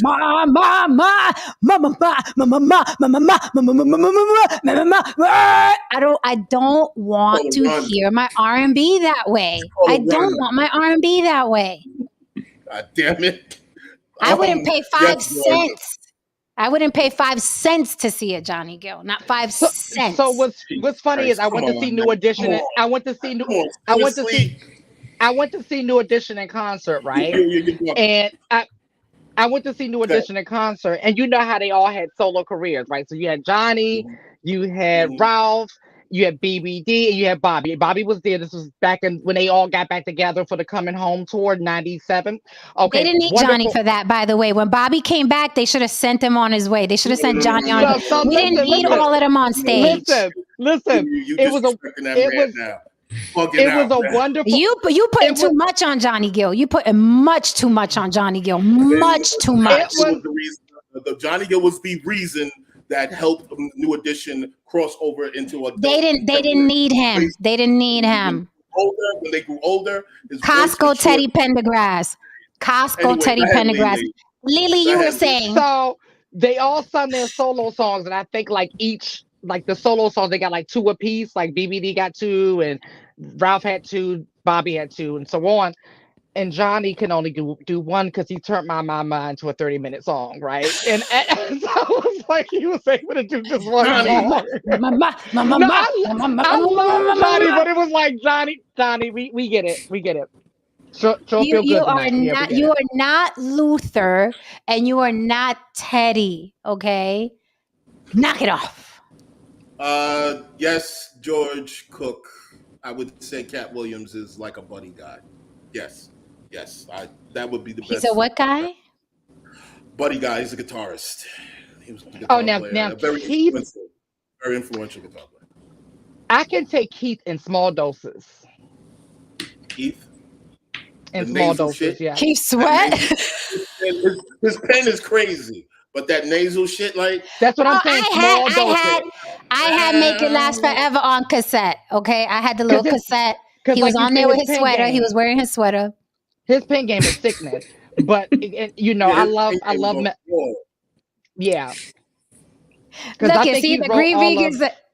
The Green Vegan said they can replace Johnny with DMX. They sure the fuck can. If I listen, I don't want my R&B yelled at me. Do not yell my R&B at me. And that goes to Fantasia too. Don't yell my R&B at me. Go yell at somebody else. See, I like Fantasia on albums when she's live. I don't think Fantasia could sing. I never thought Fantasia was that great. And you think Johnny Gill can sing? You think that Fantasia? They are one and the same. Thank you, Lily. They are one and the same. Yes, they are. Yes, they are. Yes, they are. And they got that churchy background. They have that churchy background, and they sometimes like. And I love them both. What I'm saying is, but the thing is, when they're live, some of them don't know how to tone it back and have control over their vocals. They get. That's how you know. Hold on, Haran. That's how you know that shit is real. Because somebody who don't care a fuck about them is saying it, and someone who loves them both is saying it. That's how you know somebody sucks ass. That's how you know. He sucks ass. Y'all going someplace with it. He's an eyesore. He is an eyesore. I grew up. I'm saying he sucks ass. Listen, probably. Anyway, that's another show. Listen. Somebody in the chat. We didn't say it. Somebody in the chat already said it. We didn't say it. But I say that he was an eyesore to me. I grew up on New Edition. I don't like change. And when Bobby came back, they should have told him, we no longer need your services. It was great. Thank you. No, man. We don't need 10 New Edition members up there. That's looking like Drew Hill. Drew Hill got a whole choir now. They got the Harlem Boys choir up there. Did you see their recent tour, Lily? Did you see that? Orlando was there. He said it was 7 people on stage. Yes. And then Jazz came out and did a couple of songs, you know. And then when Johnny Gill came out, I was like, he's not up there for fucking, I can't believe he's up there for the fucking, the gall, this is New Edition, bitch. Okay. And he was up there. Lily, he was up there, okay, like he was Luther fucking Vandross. So I was like, somebody tell him to go already. He was up there yelling and yelling. I was like, okay, time for me to go to the bathroom and get me a nice drink. I'll be right back because he's going to still be on stage when I get back. He gets a bit passionate at times, I admit. Passionate. Arrogant. Arrogant. In the moment. It's like you're shredding, you know what I mean? You get in the moment, you know what I mean? The band keeps going, you know what I mean? You just in the moment. Yo, and then his eyes get real bugged out, and then he be doing this. I'm like, you are not Wanye. Relax. Yeah, because he does like the Wanye, and then Cisco, he's the one that does it for their group. Lil G does it for Silk. Oh, Pumpkin. I call him. Who, Lil G or Cisco? Little G. I call him Pumpkin because his head is shaped like a pumpkin. Yeah, it is. It's a perfect brown pumpkin. I call him Pumpkin. When I met him, I was like, Pumpkin. I call him Pumpkin. My mom and his sister used to be really close at one point. Okay, so going back while Haran licks his wounds, going back to Steve Harvey and the topic, what's happening to a lot of these people. Here's what I don't agree with that Steve Harvey said was that he was going to fire the person that was working for him. Manning the Twitter page. I think that's fucked up. And the reason why I think it's fucked up is because the dude basically threw a poll out there. He said, what comedian do you think is unfunny? He didn't say anything derogatory. It was a question. And if you want a young person running your social media page, that's the stupid shit that they're going to throw up on their page to get engagement. That's what they're going to do. You're supposed to approve your post before they go out. But you're supposed to approve your post before they go up. So it really isn't his fault. That's you being lazy or you not taking accountability for your shit before it goes out. Any celebrity that has their stuff done knows that that's the protocol. So I don't want to hear it. What really happened is that your ego was bruised because people was coming after you and you model yourself out of this perfect image, right? And so that was penetrated for 24 hours and now you're feeling away. It was a simple mistake. It was such a simple mistake that anybody who's posting can make. Come on, whatever. And it's an engaging tweet. How many times do we see people do that? Who's better, Michael Jordan or Kobe Bryant? Like, so I'm thinking the person that was in charge of the X account, because it's not Twitter, the X account. We got to get used to saying X. So the X account, although we still say tweet and tweeted. Yeah, we still didn't figure that I'm out. not playing Right. that. So the X account, I think it's fucked up that he's trying to do damage control by saying, well, you're going to be looking for employment. I think that's fucked up. Not only that, while he's trying to look like the hero, I don't know if he noticed he made himself look like a villain as well. Because if you got somebody throwing shit out for engagement, and I'm sure that's what the person told him. Look, you want me to get engagement for the Right. X account? That's what I did. Well, he's gonna be looking for employment now. That's fucked up to me. Yeah, I didn't like that either. I thought that was really arrogant. I was just saying that was arrogant. I guarantee you that little snafu, that shit probably was the most engagement that motherfucker had on his goddamn page in the last fucking. Nobody checking for no fucking Steve Harvey fucking page. Like, no, nobody checking for you. Like, for what reason? Like, what reason do motherfuckers have to, check for homie like that? Like, I have to disagree. I have to disagree because he has. This is why I'm gonna disagree.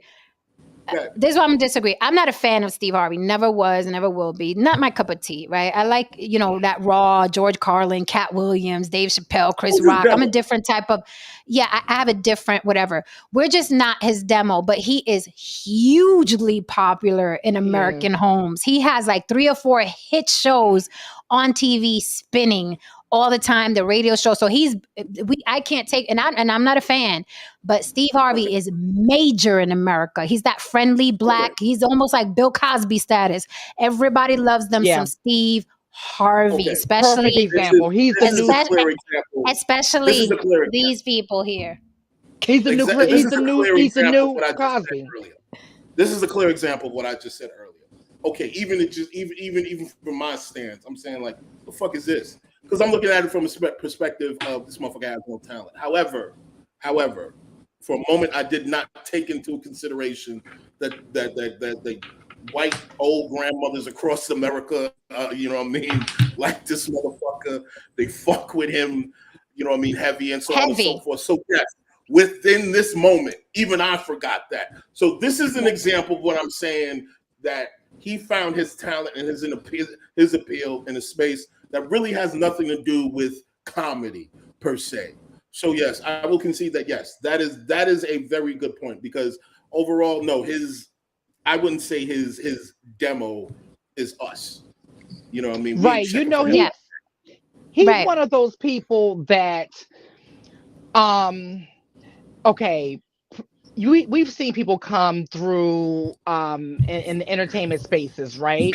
They may not be the best singer or dancer or whatever, but they have this I guess you could say, a it factor, right? That makes people tune in for some. And as much as I don't like this man, he does have that, right?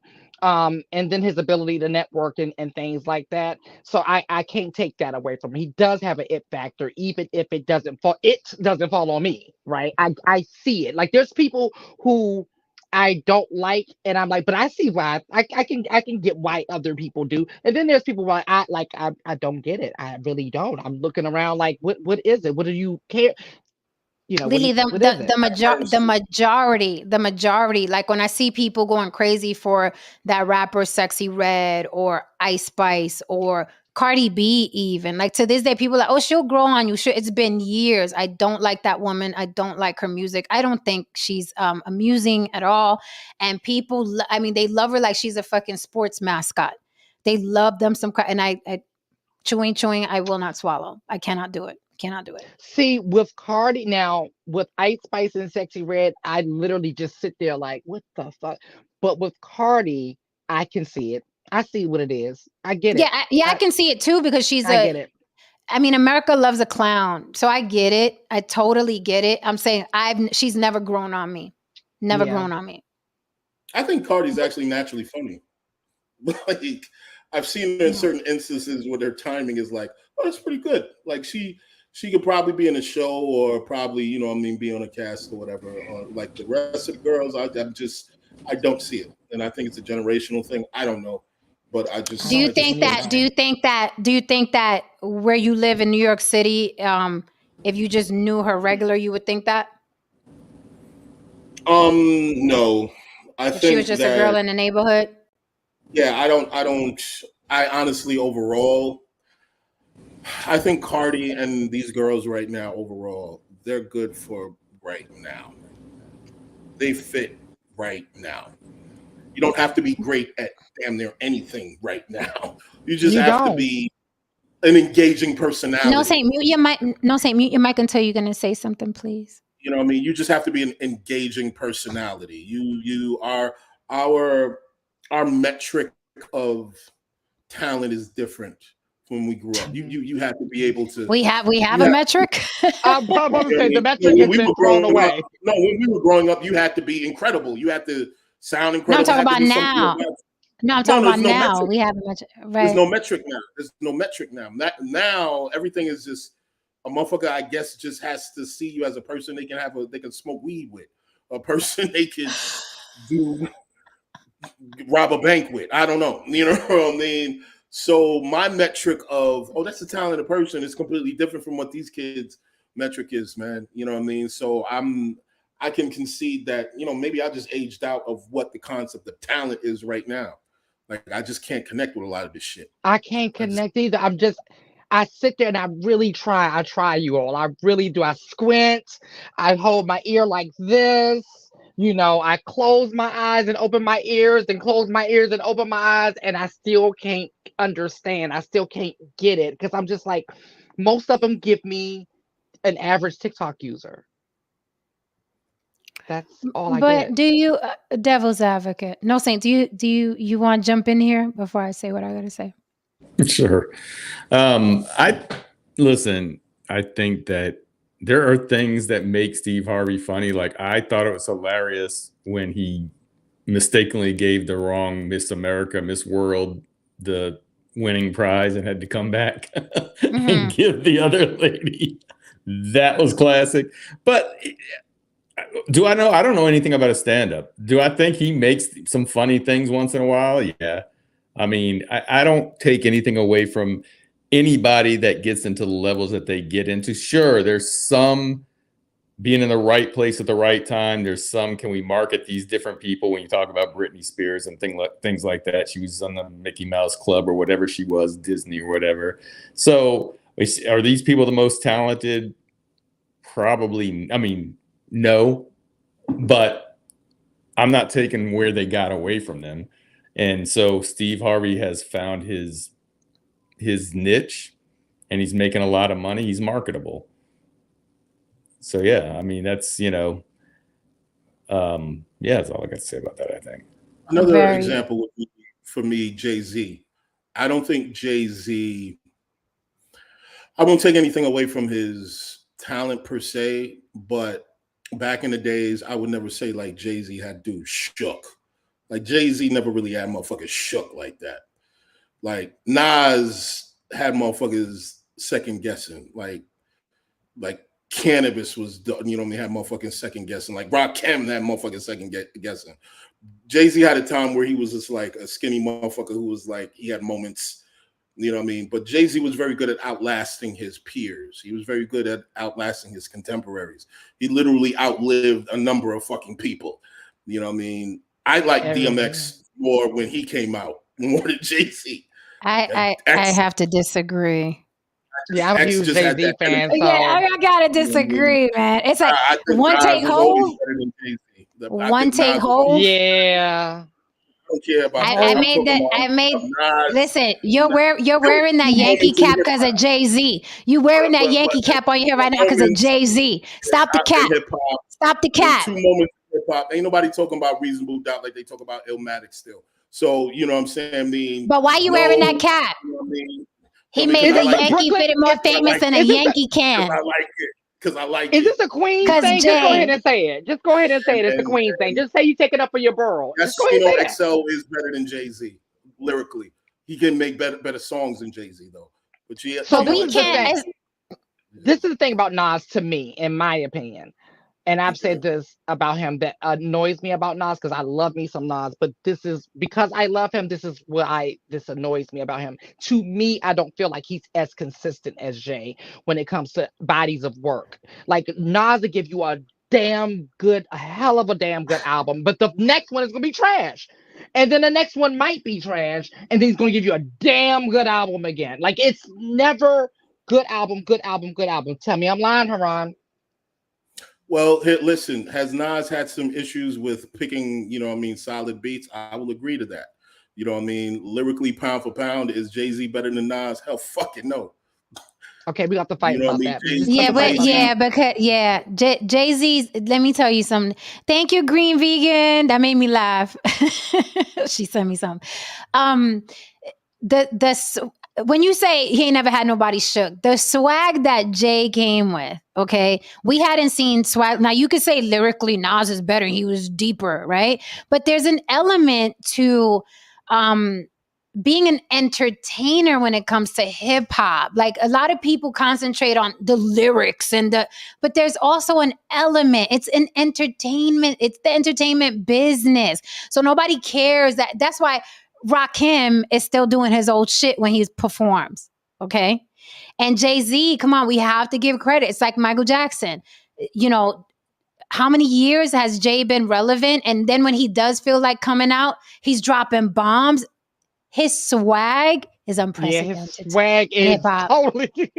His swag, he is New York. Like Jay walks in and it's like Nas don't got that. And I liked Ether. And I liked Ether. Right. Nas again, we were all there. We were all there when Nas basically, caused a huge stir in New York. When Illmatic dropped, 5 mics in the Source, Nas was that dude. It. Okay? Nas was We're not taking that away. We will not take that away. Now, I will say, Jay, again, the props that I give to Jay outlasted his contemporaries. Jay had a better business sense. Yes, he made records for the club more so. Originally, he was a horrendous performer. You know what I mean? He worked. I'm sorry. Was Nas doing backflips? What do you mean? What is a rapper supposed to do? What is a rapper supposed to do? Let me finish. Lil Nas X, you want him to do choreography? Jay worked on his ability to perform and got better. Nas is not a performer. Nas is about as good a performer as Rakim is, and they're both horrible. Yeah, but what do you want a rapper to do? What rapper is good on stage? I'll tell you. Kane is amazing on stage. The best. I'm about to say that's the best. Busta Rhymes is the best. Busta Rhymes is the best. DMX is amazing on stage. And DMX,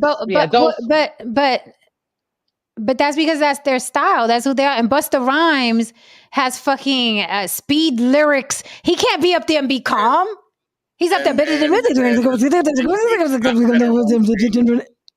Jay-Z got better on stage. He got much better on stage. He did get better. But here's the thing. Jay-Z, I think you can't get Busta Rhymes and DMX from Jay-Z. Those are three different swags. Those are three different swags. So when Jay's on stage, he gives you that New York swag. I'm too cool for school. This is who I am. Busta Rhymes is a performer. You're going to see him bouncing around with his little sidekick that be running around behind him. Flip star. Yeah. Cool. This is cool. Has he ever dropped anything? His sidekick? Yeah. Flip? No. The only thing, the closest was the Flip Mode album. With all of them, with Rod Digger, Spliff, and all. I'm like, yo, I was so disappointed by that album. Respectfully, because respectfully. But I'm like, yo, you made a career being a fucking sidekick. I hate which is not too bad not too bad though. Because think about this, right? Compared to some of the stars, he's kind of outlived them. Like he's still on stages. But he outlived them because of Busta Rhymes. If Busta Rhymes died tomorrow, no one's going to see Spliff on stage hopping around. Facts. So and that's why I said respectfully, because he's an entire career. Like you see Busta Rhymes, they like Batman and Robin. Like they are. I mean, literally every time you see one, you see the other, which is, it's pretty dope because they still rocking this many years later. Yeah. And still performing their ass off. Right. Still performing their ass. So like shouts out the bus. Jesus. Yes.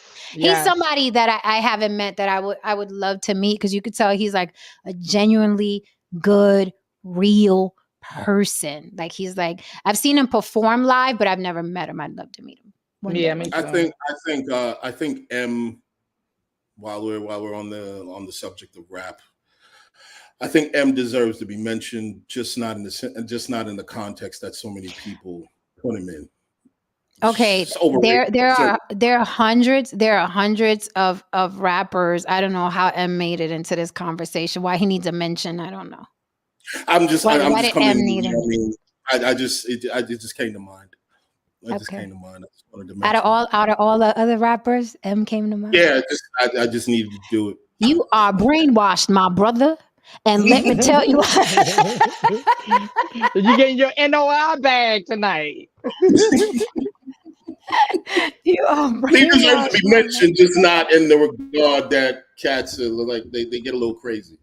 Motherfuckers get a little crazy when it comes to him. It's like, no, he deserves to be mentioned. It's just not like that. It's like, Alhamdulillah. I can't talk right now. And No, then here's say you're Allah. gonna say And you know what Allah said? what? I don't know her.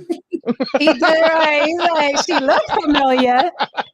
No, Allah was like, she looked like a girl. Like you said, no, maybe that's not her. Yeah, nah. I'm going back to eat my food. No, Honorable saying mention. you gonna stand up for your boy, Eminem. Eminem. No, I'm not standing I up for thought you all anybody. liked them. I thought that you all liked them. No Slim Shady for you? I never bought an album. I think I Okay. stole some music off of Napster or something, but I never Oh, spent it. so you spent was who it he out. was cussing out. You was who he was cussing out. Okay, because he was cussing y'all You all out. stole something for Napster. I mean, like, come on. Did anybody else buy the CDs for a penny? Oh, Oh, what? yeah. I think I Did y'all pay? Did y'all I'm about to pay up say, y'all I was just about to CDs? say, buy the I didn't CDs. Yeah, I I had still to. owe them I did. motherfuckers. I know you did, though, Saint. Come on now. I felt they were coming. I mean, I felt I had to. They kept on sending me a little thing. You need to buy Oh, Yeah, my four. God. they do. I But love let it. me tell you, It must be good to be white. Oh, man, fuck them listen, I hoes. did the tapes too. The tapes. you did the Yeah. tapes. Yeah, they used to do the That penny for tapes. that company must have lost millions on millions of dollars because I don't know Yes. anybody who paid for them CDs. Except No Saint. He's the only one to pay for CDs. When I tell you I had one, you remember the CD racks that was real tall? I had a tall CD rack with stolen 1 penny We CDs all did. that we never paid for. We all did. We all Nobody did. had that kind of money to have See, a collection like that. Of course this would you have never crossed my mind to not pay for it. To me, I wanted to love pay it. as soon as I could because I hated the pressure of getting that in the mail every month. You owe for 4 CDs. No And I didn't Saint. know. I didn't know if it was going to go against. I didn't even know if I was Guilty thinking about fuck outta credit you. back then. No Saint, you better not. No Saint, stay out of your DMs. Stay out of your DMs, Yes, okay? please, because they gonna get you once we blow up. Let me tell you something, man. No, Absolute they're coming after silence. you guys. You're the ones admitting you didn't pay for the CD. No, I'm just talking about I used to see people. letters. I'm talking I about used to see people. letters and literally throw I them know. in the trash. I wouldn't even open them. I'd be like, "Oh, them again?" Right. I'm like, oh, yeah. And you know what I used to think? Okay. That was your dumb ass fault for giving them to me. That was your fault. Exactly. Like, oh, So- you dead. This is an interesting comment. There's an interesting comment. Charles Coleman said, nobody bumps M. Do you?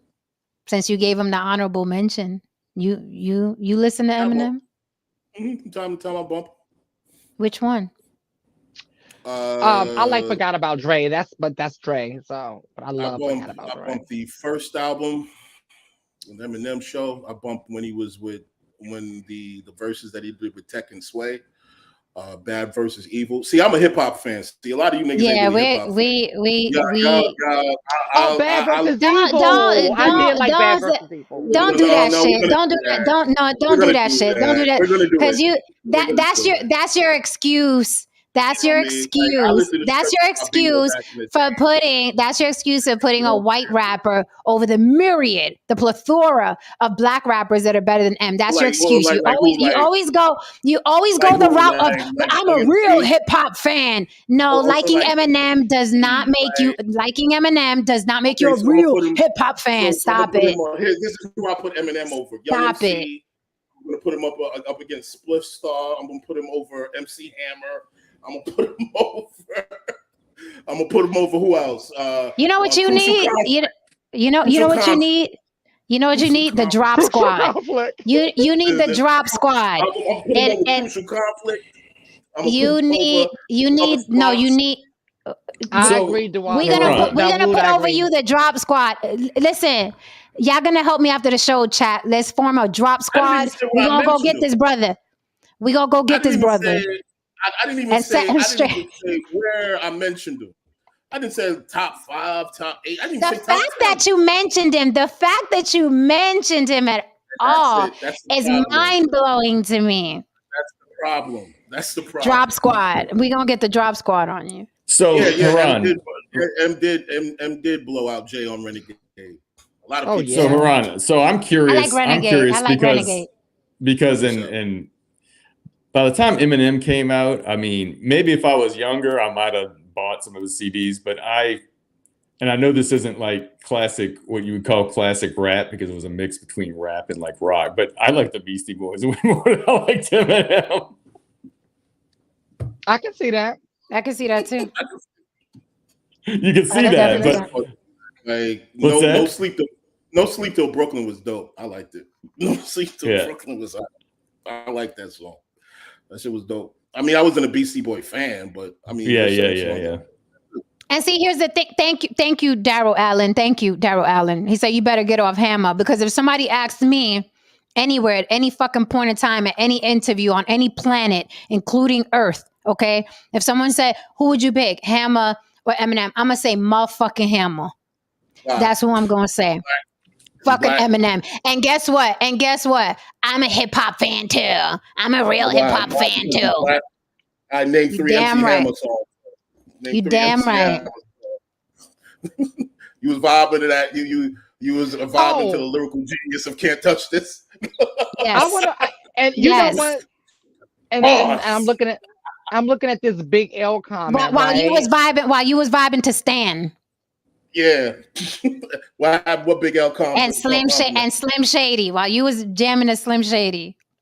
Some bars there. What you said, Big L? What happened? Yeah, I'm looking at this Big L comment, right? Nobody was listening to Big L before he passed, and ain't nobody listening to him afterwards. Have you ever heard a Big L song on the radio? And people always want to shout him out because they hear other people shout him out. Not saying that's what you're doing, Adam, but a lot of people do that.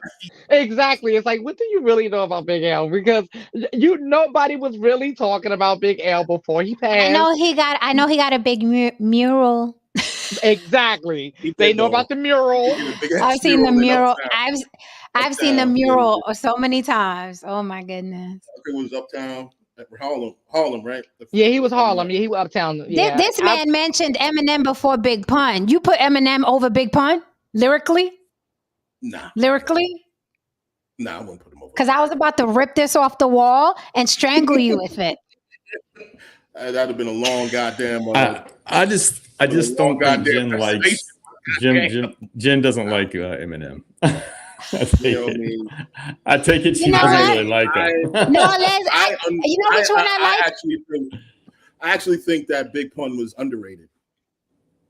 Absolutely. Yeah, very. Absolutely. Okay, Roy, you just trolling, so you tread lightly. Talking about nobody bumps KRS-One, but he up there. Lines, he still get bumped today, and this shit was the beginning of hip hop. Right. I bump him. I still bump Kane. I still bump all those. And I know all the lyrics on Criminal Minded. All of them. I had to tape the little cassette tape. As a matter of fact, how many y'all bump G-Rap though? I wasn't a big G-Rap fan. I just wasn't. But it wasn't that, I just G-Rap. I just wasn't a big G-Rap fan. He just went over my head. I mean, I didn't really pay attention to him. That's all. I just didn't pay attention to him. I do like that profile thing. I like Lose Yourself. I like Stan was entertaining. I think he was like I hate that I have to say this name again, but Eminem to me was like the R. Kelly of rap.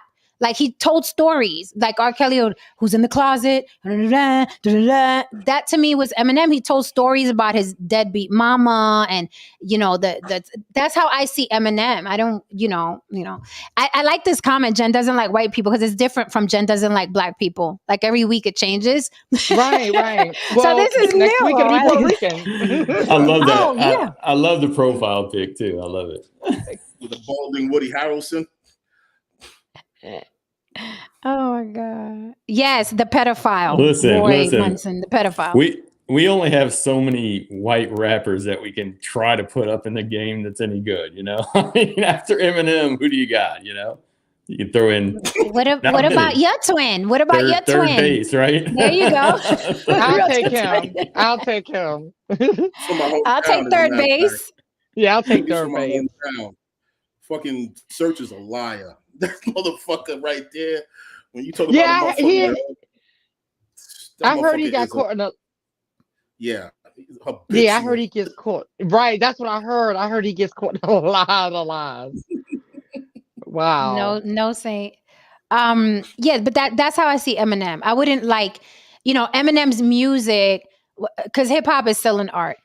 Eminem's music, I ain't never heard his music and been like, you know what I'm saying? Like listening to DMX, right? Or listening to Jay-Z or something I can relate to, or dare I say even Drake, even though people don't like Drake. Drake does have lyrics that I'm like, yo, that's how I feel about my friends or my family. Eminem to me is an entertainer. He's a pop rapper. Come at me, bro. He is a pop star. Eminem is a pop star. To me, he's not hip hop. He's a fucking pop star. Okay. Vanilla Ice performed so Eminem could live.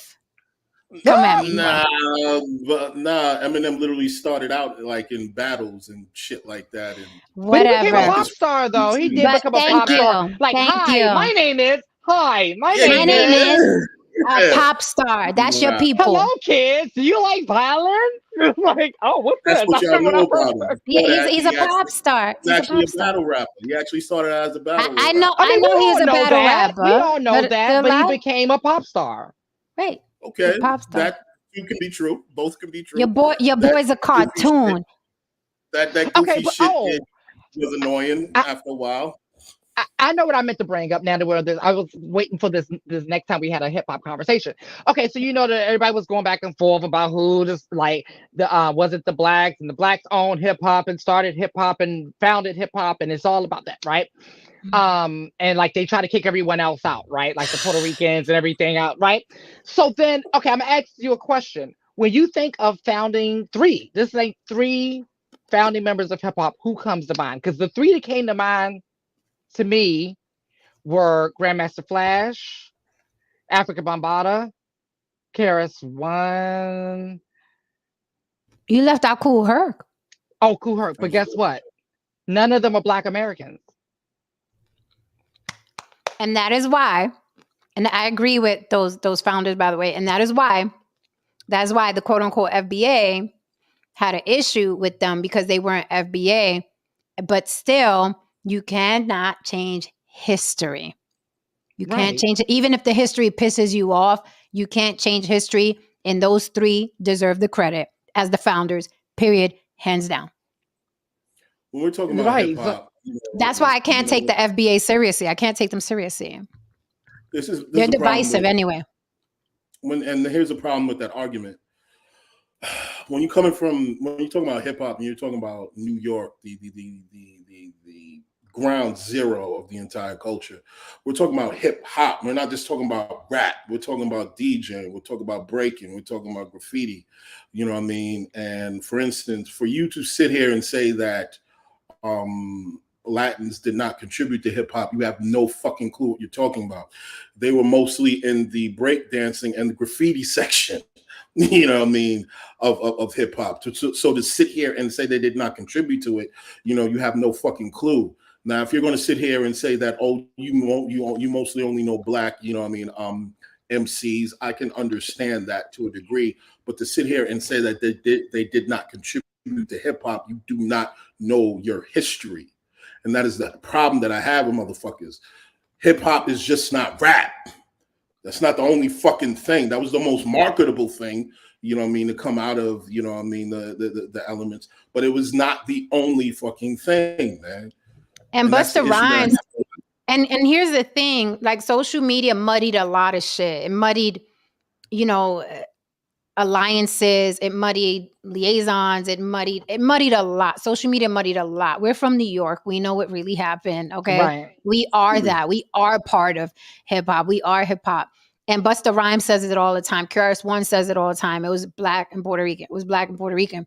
And there are, you know, different elements to hip hop. A lot of people didn't know they was Puerto Rican DJs, right? They was the graffiti artists, the breakers, but like Crazy Legs knows, and he knows more of the history than, of course, I do. But there were a lot of Afro Latinos that people thought were black and were Afro Latinos. So we've always been interwoven in this thing. Now, is hip hop predominantly black? Yes, it is. If you go down to the core, down to the nitty gritty, to the founders, are they black? Yes, but more than black, they are Caribbean, right? Right. That is the fact. That is the history. That is the truth. And then came the internet and these fucking clowns who call themselves FBA. Yeah, I said it. Come at me, bro. With their leader, Auntie Tariq Nasheed, right? Their leader, Auntie. And she's just trying to sell fucking t-shirts and keychains, right? So she's going to be divisive because divisive works on social media. And that bitch threw some shit out and people ran with it. People ran with it. But the history is the history, and you cannot change it, not even to sell your t-shirts. And you know what? And the other thing is, people don't understand New York culture too, right? That's the real like part of the conversation that a lot of people are leaving out. People don't understand New York culture and how intertwined we are. And you, like you said, you could just glance at someone and think that they're a black person when they are anything but. They could be Guyanese, they could be Puerto Rican, Dominican, so many other things. So people don't understand the melting pot that New York is and how we do everything together. There is no real separation like that. So, like for instance, No, I was just I was curious, like when it comes to like the break dancing and everything, how much influence did that have from the Brazilian slaves that used to have to do that dance to practice fighting? I forgot, it's called like, I'm looking it up, capoeira. Yeah, because first time I ever saw that was on a video game, and I thought, this is some bullshit. Who's doing? And then I found out, no, that's a real thing. You know, they practice that to fight, and it had some similarities to me to breakdancing, in that, at least from what I saw. Yeah, I mean, they were different. And here's the thing, right? Another thing these FBA clowns try to do, right? Yes, FBA clowns. Another thing these FBA clowns try to do, right, is they say, well, you look at, and this makes so much sense. Well, you look at the rapping started in 1901. Look at this black and white video, right? And they'll say, oh, breaking started in 1919. Look at this video. Here's the thing. Though you see similar dance styles or similar performance as far as words or music, right? Or like capoeira, like you said, all of that existed before hip hop. The cadence, all of that existed before hip hop. However, hip hop is its own entity. Okay, so you cannot say, well, look, breaking started in 1919 because look at this guy spinning on the floor. No, that was not breaking. That was whatever dance that man was doing. Once you get all the way to 1973, what Black kids and Puerto Rican kids invented with those influences is a whole different genre. It's a whole different genre. It's like trying to compare white sliced bread from the 1940s to cocoa bread in fucking, in 2023 because you bake both of them. But it goes back to what we were talking about earlier. What they did was improved on things that were already, that inspired them from their culture, their background, or whatever. So that's what that was, and it created something completely new. It's like putting a bunch of raw chemicals together and making a whole nother thing. Absolutely. It's just like salsa music. Like salsa music is Afro-Cuban, Afro-Puerto Rican, mixed with the Latin music and guitars, and then you made salsa. However, you're gonna hear, as you know, Haran, you're gonna hear instruments. You know what I mean? The bongos from Africa, but it's still, salsa is its own thing, and they always pay homage to that. And hip hop has always done that. Breaking has always done that. Capoeira, whatever. We've always done that. This division started online. We've never experienced that as a people in New York City. We've never experienced that. And I feel so sad for the people that were sucked into that black hole. I feel so sad because I'm like, yeah. And you notice what Crazy Legs said, it was true. It was like all the people that were talking shit are not even from New York. So they trying to tell us about where we were born and raised. And like you said, and we're still not divided today. That is only online. It's still the same. We still live around each other. We still fuck each other. We still go. You know what I'm saying? Like all of that. Like we still. Oh, do we fuck each other, Lily? Oh, we fuck a lot. We fuck a lot.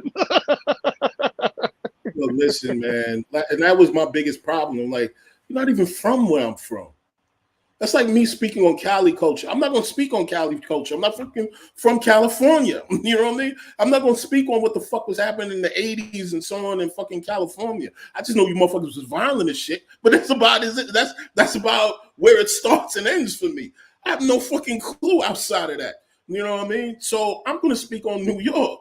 I'm from New York. I grew up there. I saw it happen from the beginning to now. You know what I mean? You can't sit here and tell me what the fuck I saw and I was a part of. And you know what I mean? You cannot do that. And to sit here and exclude, you know, Latinos from the culture, that's some crazy shit to me.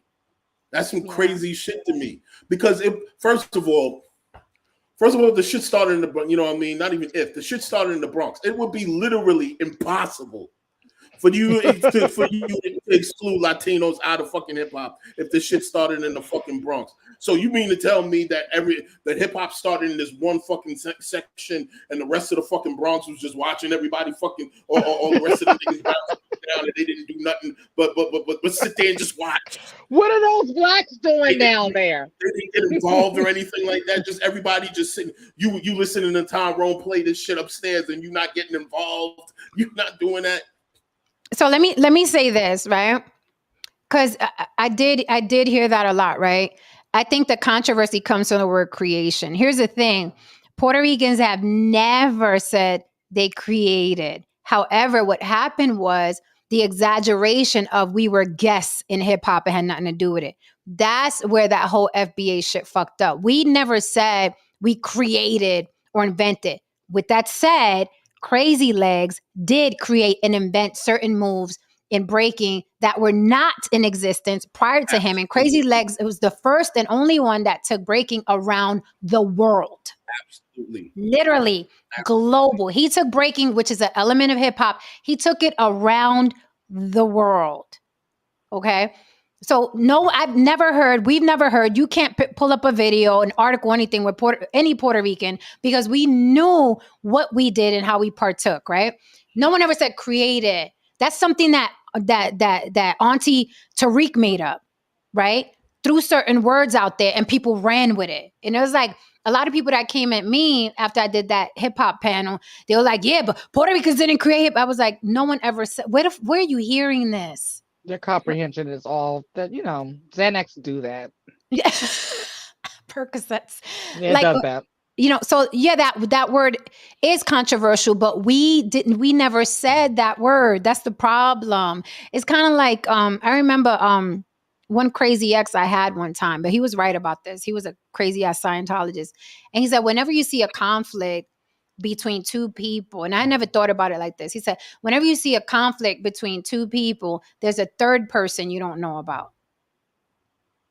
Whenever you see two people in conflict, there's a third person that you don't know about. And when you look at what happened online, when it was Puerto Ricans versus Black or Black versus Puerto Rican, there was that third person sitting in the ivory tower who was putting these words out like creation, like they trying to take hip hop from us.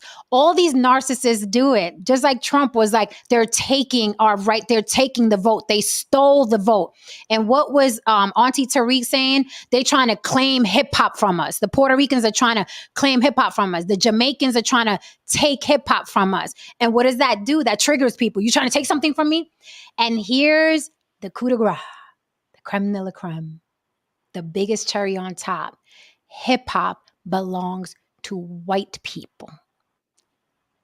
At the end of the day, at the Nobody beginning wants to and the talk end of about the that. day, they Black don't. people, Latin people, Caribbean people do not own a fucking iota of hip hop. You can't pass none of this shit down to our fucking kids, man. None of it. None of it. We live, breathe, eat it. We move around like this. This is hip hop. We are hip hop.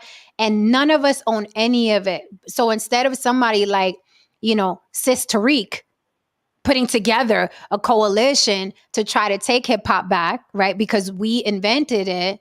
Instead of doing that to try to take it back, what does he do? He creates division because he has to sell t-shirts. Mm-hmm. He has to What sell the fuck is t-shirts. What The the fuck is that? t-shirts must Yeah. sell. Yeah, you're So, right. it's sad. It's sad. We don't. And I remember what Crazy like said that, one time he was in a debate. He was like, white people on hip hop. What are you fighting about? What do you mean take? So we can't, Right. we don't have the power, unfortunately, to take it from each other.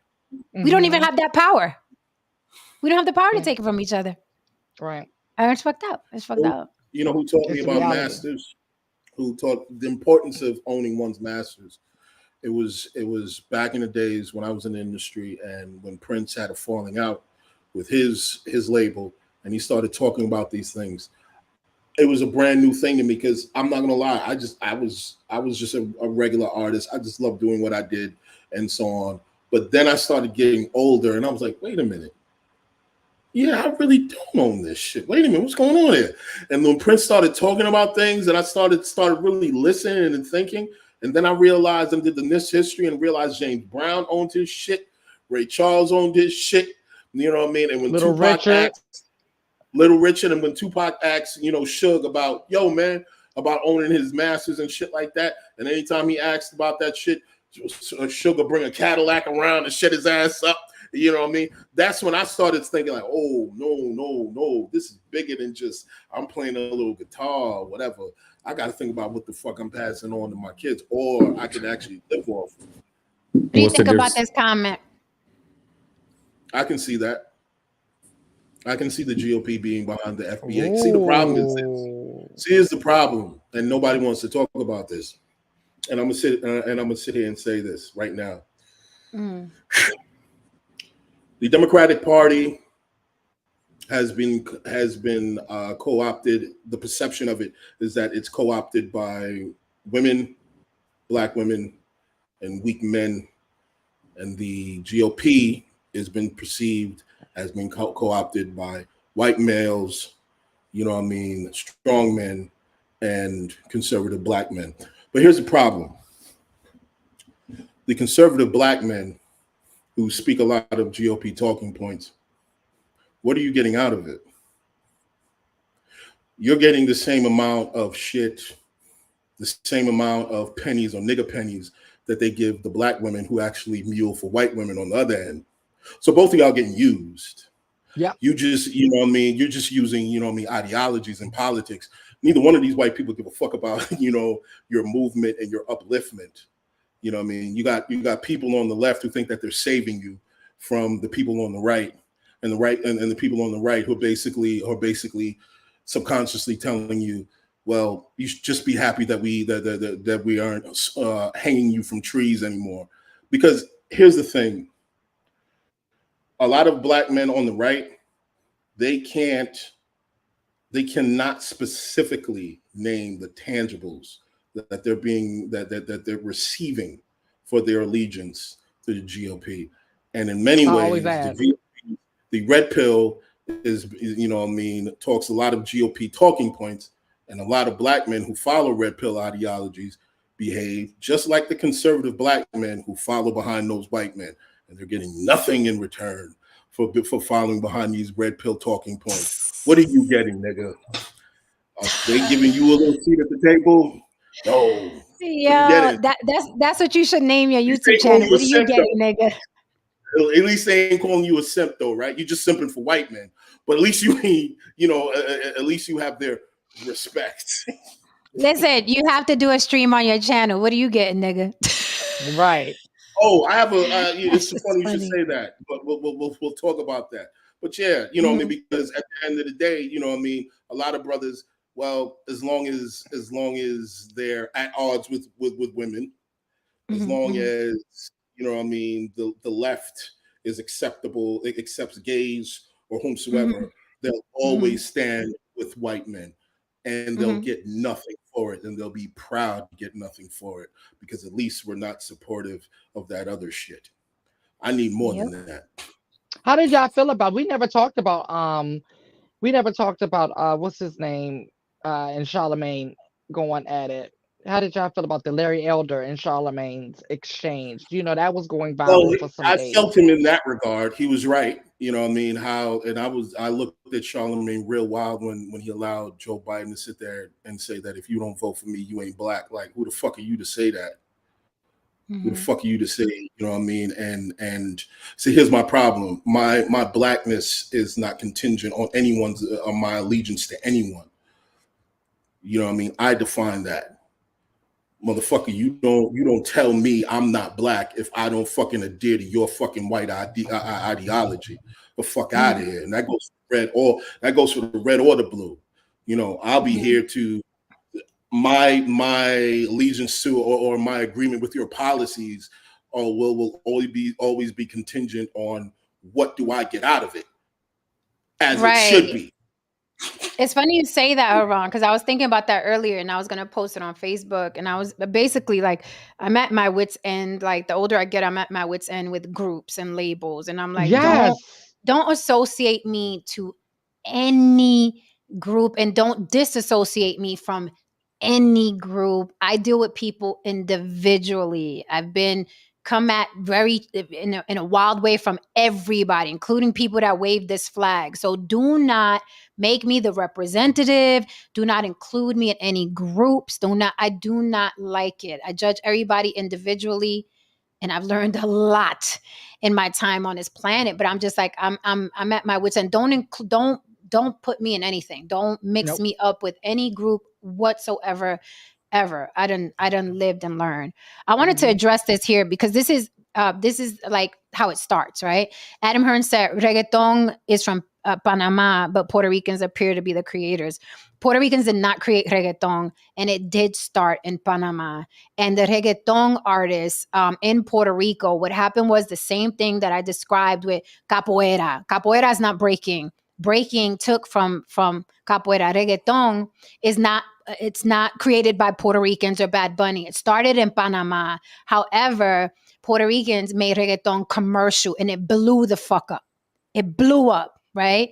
But they always give credit to Panama. The problem is that they put stuff out like this, and now you're the enemy. If you're from Panama, you're the enemy of the Puerto Ricans because look what they're saying. No, Bad Bunny is always giving credit. Arcángel is always giving credit. Jay Wheeler, Mike Towers, the list goes on and on. These people always give credit to Panama.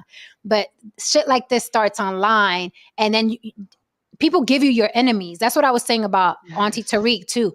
He's giving you, if you are FBA, let's say, respectfully, if you say I'm FBA, I'm foundationally Black American, right? And you just mind your business. What motherfuckers like that do online is they give you enemies. Now he done gave you Puerto Ricans as your enemy. He done gave you Jamaicans as your enemy. He gave you Africans as your enemy, okay? The tethers. You're just minding your business. You're like, I like how foundational Black American sounds. Okay, I'll take that as an identity. And now they gave you 3 or 4 enemies that you didn't even know you had. Right. You're like, wait, so now I gotta hate Jamaicans, Africans, Caribbeans, Puerto Ricans, Latins. I gotta hate all of them to be FBA, and people don't think about that. They don't think about that. It's so funny because I have a joke that I say to myself when I get up in the morning, when I go to social media for the first time in the morning. I'm like, okay, so let me see who the internet tells me hates me and doesn't like me and who my enemies are. Right? Because I don't know. I don't do a good job with this. So they do a really good job. We gotta do that skit with you when we hook back up. We need you doing that. Yeah, but you have to be careful. I know what Fat Joe said, and that's not what created. This is not what created a Tariq Nasheed. Tariq Nasheed has been dividing Black people since he got his ass in a suit. Okay, since he was sweating in a suit in a fucking documentary, Tariq Nasheed's been separating Black people. It wasn't Fat Joe's 50-50 comment. And just because Fat Joe said that, so the fuck what? What does that mean? It doesn't change history. All right. Look, at the Not to end of the day, and for the record, Fat Joe is a huge contributor to hip hop, but it doesn't take away that turd in a suit has been dividing Black people forever. look, Listen, man, I can tell you flat out, Fat What No Joe Saint? is Let a No Saint talk because he been quiet as fuck. I've been okay. It's hilarious to me. I'll sit back here and watch because the people who criticize, is it Fat Joe, right? Mm-hmm. That's right. Yeah, the people criticizing him contributed absolutely nothing to hip hop. Fat Joe has every right. At least he did contribute to hip hop. So these people that are like, all right, so somebody said Puerto Rico invented reggaeton, if that's what even happened, right? Right. And you're mad because you're from Panama, but I guarantee you put nothing into reggaeton. So Right. it's bizarre to me. But that's just me. I realize people latch on to other people's achievements and as a sense of their own pride. I'm just not one of those people because I realize that I haven't really done shit in this world compared to a lot of other people. And I'm not taking somebody else's credit to make me feel good. But do what you got to do. And to your point earlier, Jen, about the groups, right? It's funny that you put that up today because that was another thing I was thinking about today is how every single group, and I mean every group, gets co-opted. It can start off with the best of intentions, but at some point it will be co-opted, which is the reason why I stopped like being associated with groups. Like every single interview I've ever done, I make it very, very clear. Like, do not. I'm an individual. I always say I'm the spirit inside the body. Don't call me none of that other shit. But I mean, I know you are anyway, but I'm letting you know what I look at me as and how I look at myself. I'm making that very, very clear. I can't do groups because eventually it will be co-opted. And then especially in this day and age where it started taking this weird turn where if you did align yourself with the group, you have to align yourself with every one of their points. And that's just weird. You have to have the same enemies as them. You have to agree with everything they agree with. You have to dislike everyone they dislike. And I'm like, that's just weird.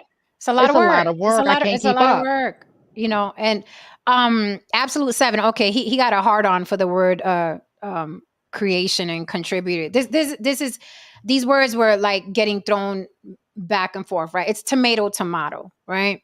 When you slip in creation, you just erased a whole generation. Contribution was never contested. Here's the thing. There were Latins that created shit. And here's another thing. I keep referring to Crazy Legs. You were not there. It started in 1973. Sir, you were not there. Nobody on this panel I was born in 73. I don't know who was there. There is no history. There wasn't anyone keeping record of, oh, Crazy Legs created that backspin or that headspin. Kool Herc created that. You know what I mean? Sha Rock created that. The Dominican created that. The Puerto Rican created, the Black person created. There are no record books. There is no ledger. There is no log. So we can say we created. We can say we contributed. We can say that. So it's not, you can't say you just erased the whole generation. I didn't erase anything. It is a word. However, there is no hardcore record. Oh shit, Crazy Legs invented that. He's Puerto Rican. You're half Dominican. You created when you scratch. Okay, you created like the double scratch. Okay, and where are you from? You're Italian and Black. Okay, let me write that down. 1983. We're at 1983. That's why the argument is asinine. You can't say who created or contributed. You were not there. There is no record.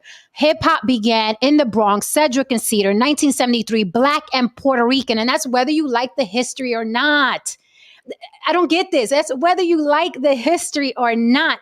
That is the history. So it's not, you can mince, you can't say created. You got to say contributed. You do not know who created what and what contributed what. You just don't know. It's 5 elements of hip hop.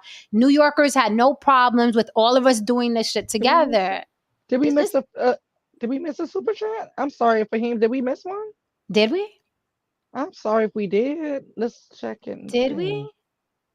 My bad. I thought I caught all of them. I thought so too, No but Saint was yeah. thinking so. Oh, here we go. Holy fuck. Thank you for the super chat, Fahim Jackson. My bad. I was on a roll. Fahim Jackson says, I'm pretty sure the Brazilian dance was created because slave owners said we were turning our bodies into weapons for protection. So slaves turned it into a dance to preserve the martial arts. Oh, is that the history? Is that the Yeah, history it of is. capoeira? Yeah, that is. And that's what I'm saying. Like when I was doing, it was a video game that introduced me to it. I'm like, these dudes are dancing around and kicking up and hitting people. I'm like, this Pretty can't be. And then I interesting. looked it up and I was like, well, son of a bitch, that's a real thing. I was like, that's fascinating. But, hey, Smart as fuck. Well, Again, let me just say this, and then I promise I will pass the mic, and then we got to get out of here. Have you read the museum website yet? The museum website was written by a motherfucker working for a museum website. Do you understand that there is no ledger? There is no hardcore record. There was no historian taking step by step in hip hop with all these kids. Hip hop started a bunch of broke Black and Puerto Rican kids in the Bronx. There was no, it's not like some historian was walking around with them with a ledger and a log, taking everybody's ethnicity and name and seeing what they invented.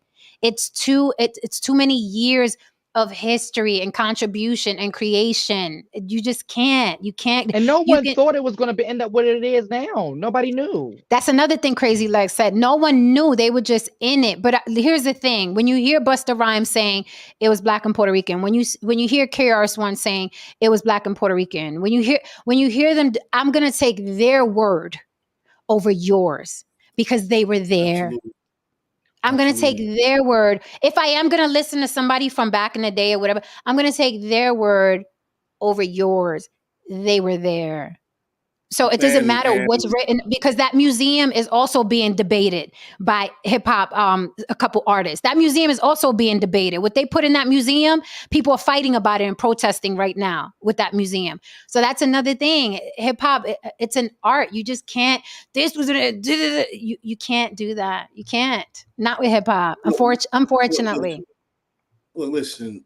I'm not considering any opinion or perspective from some motherfucker from Albuquerque, from some middle class home, you know what I'm saying? I mean, or whatever. And he's 23 and he got his fucking information from, you know what I mean, from Wikipedia or wherever the fuck, or he asked a couple of, you know what I mean, people who were there. I mean, get the fuck out of here. No, if you weren't there, you really don't know.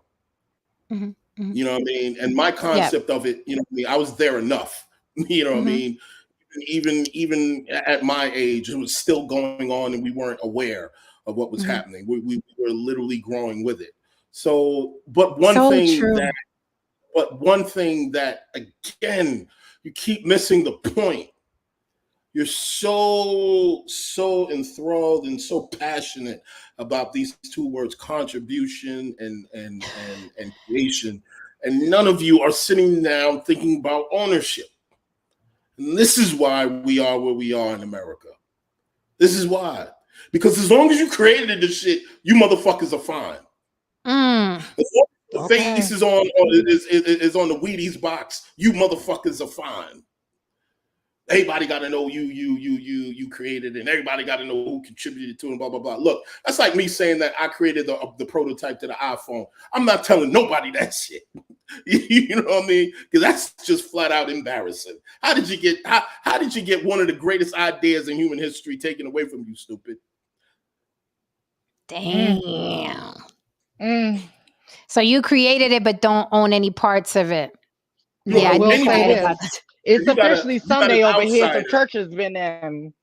You got an outsider telling you how you gonna rock it, how it's gonna move. Man, get the fuck out of here, man. That is crazy.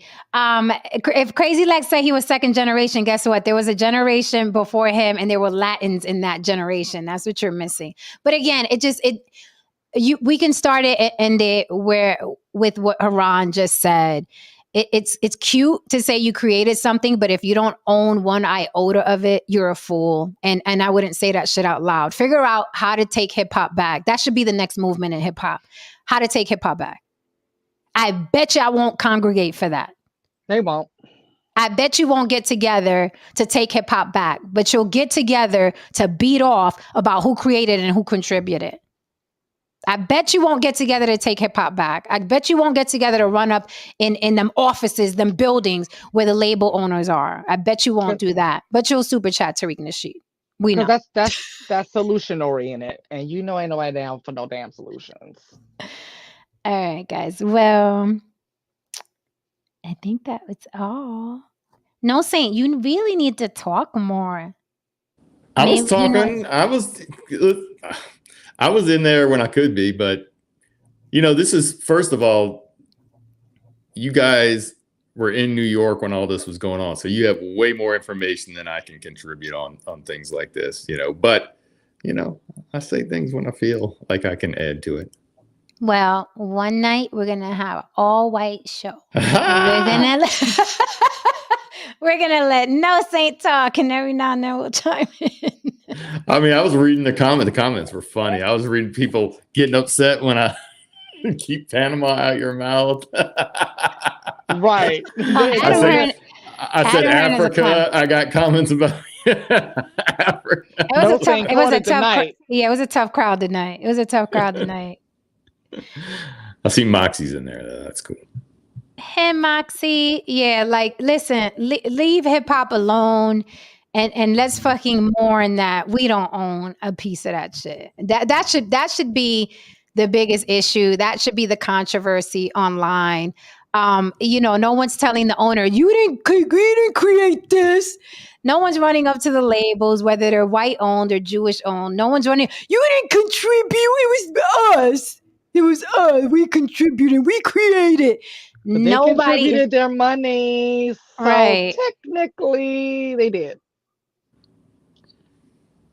Then there's that. Ron, what's the difference between masters and publishing? It's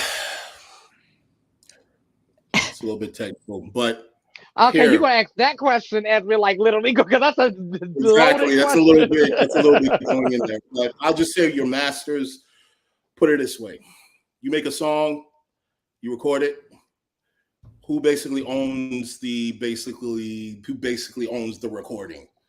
Because that master recording, everything is going to basically, copies are going to be made off of that master recording, whether it's CDs, streaming, blah, blah, blah. And here's the thing about streaming that owning your masters is important. When you're dealing with streaming services like Spotify and so on and so forth, the main reason why these record companies are able to make so much money and because they own the masters is because they license the records to Spotify or they license the records to Apple. So they literally rent it. This is one of the reasons why, you might have a song on your list that's no longer being able to be played. Well, the license ran out and so on. So when you're able to when you own the master, you can do things like license. You can say who own, who can play this and so on and so forth. When you don't own the master, you pretty much just can get a performance fee or money off the show. Thank you for the last super chat of the night. Adam Hearn says, I roll with Dr. Umar more about unity and donations, and Dawood is smoking tonight. He says, we do own it. They simply manage it. Dude smoking tonight. On that note. Okay. On that note. All right, guys. This was a good one. Thank you so much for contributing, whether it was super chats or commentary. No Saint caught some shrapnel tonight, but he's a tough guy. He will be back tomorrow to fight another day. On Monday. No, tomorrow. We're going to do something tomorrow. Oh, you're going to do the man shit tomorrow? Yeah, we're going to do it tomorrow. I had to think about what was going on, but we got to figure out what we're going to do, but we're going to do something tomorrow. Okay, so I'll share it to my community tab, you guys. The guys are going to be up tomorrow without the ladies on No Saints channel. I picked up something. I'll share it. What happened? STD? STD? No, that was yesterday. No, that was last week. Oh, okay, that was yesterday. Okay. Something.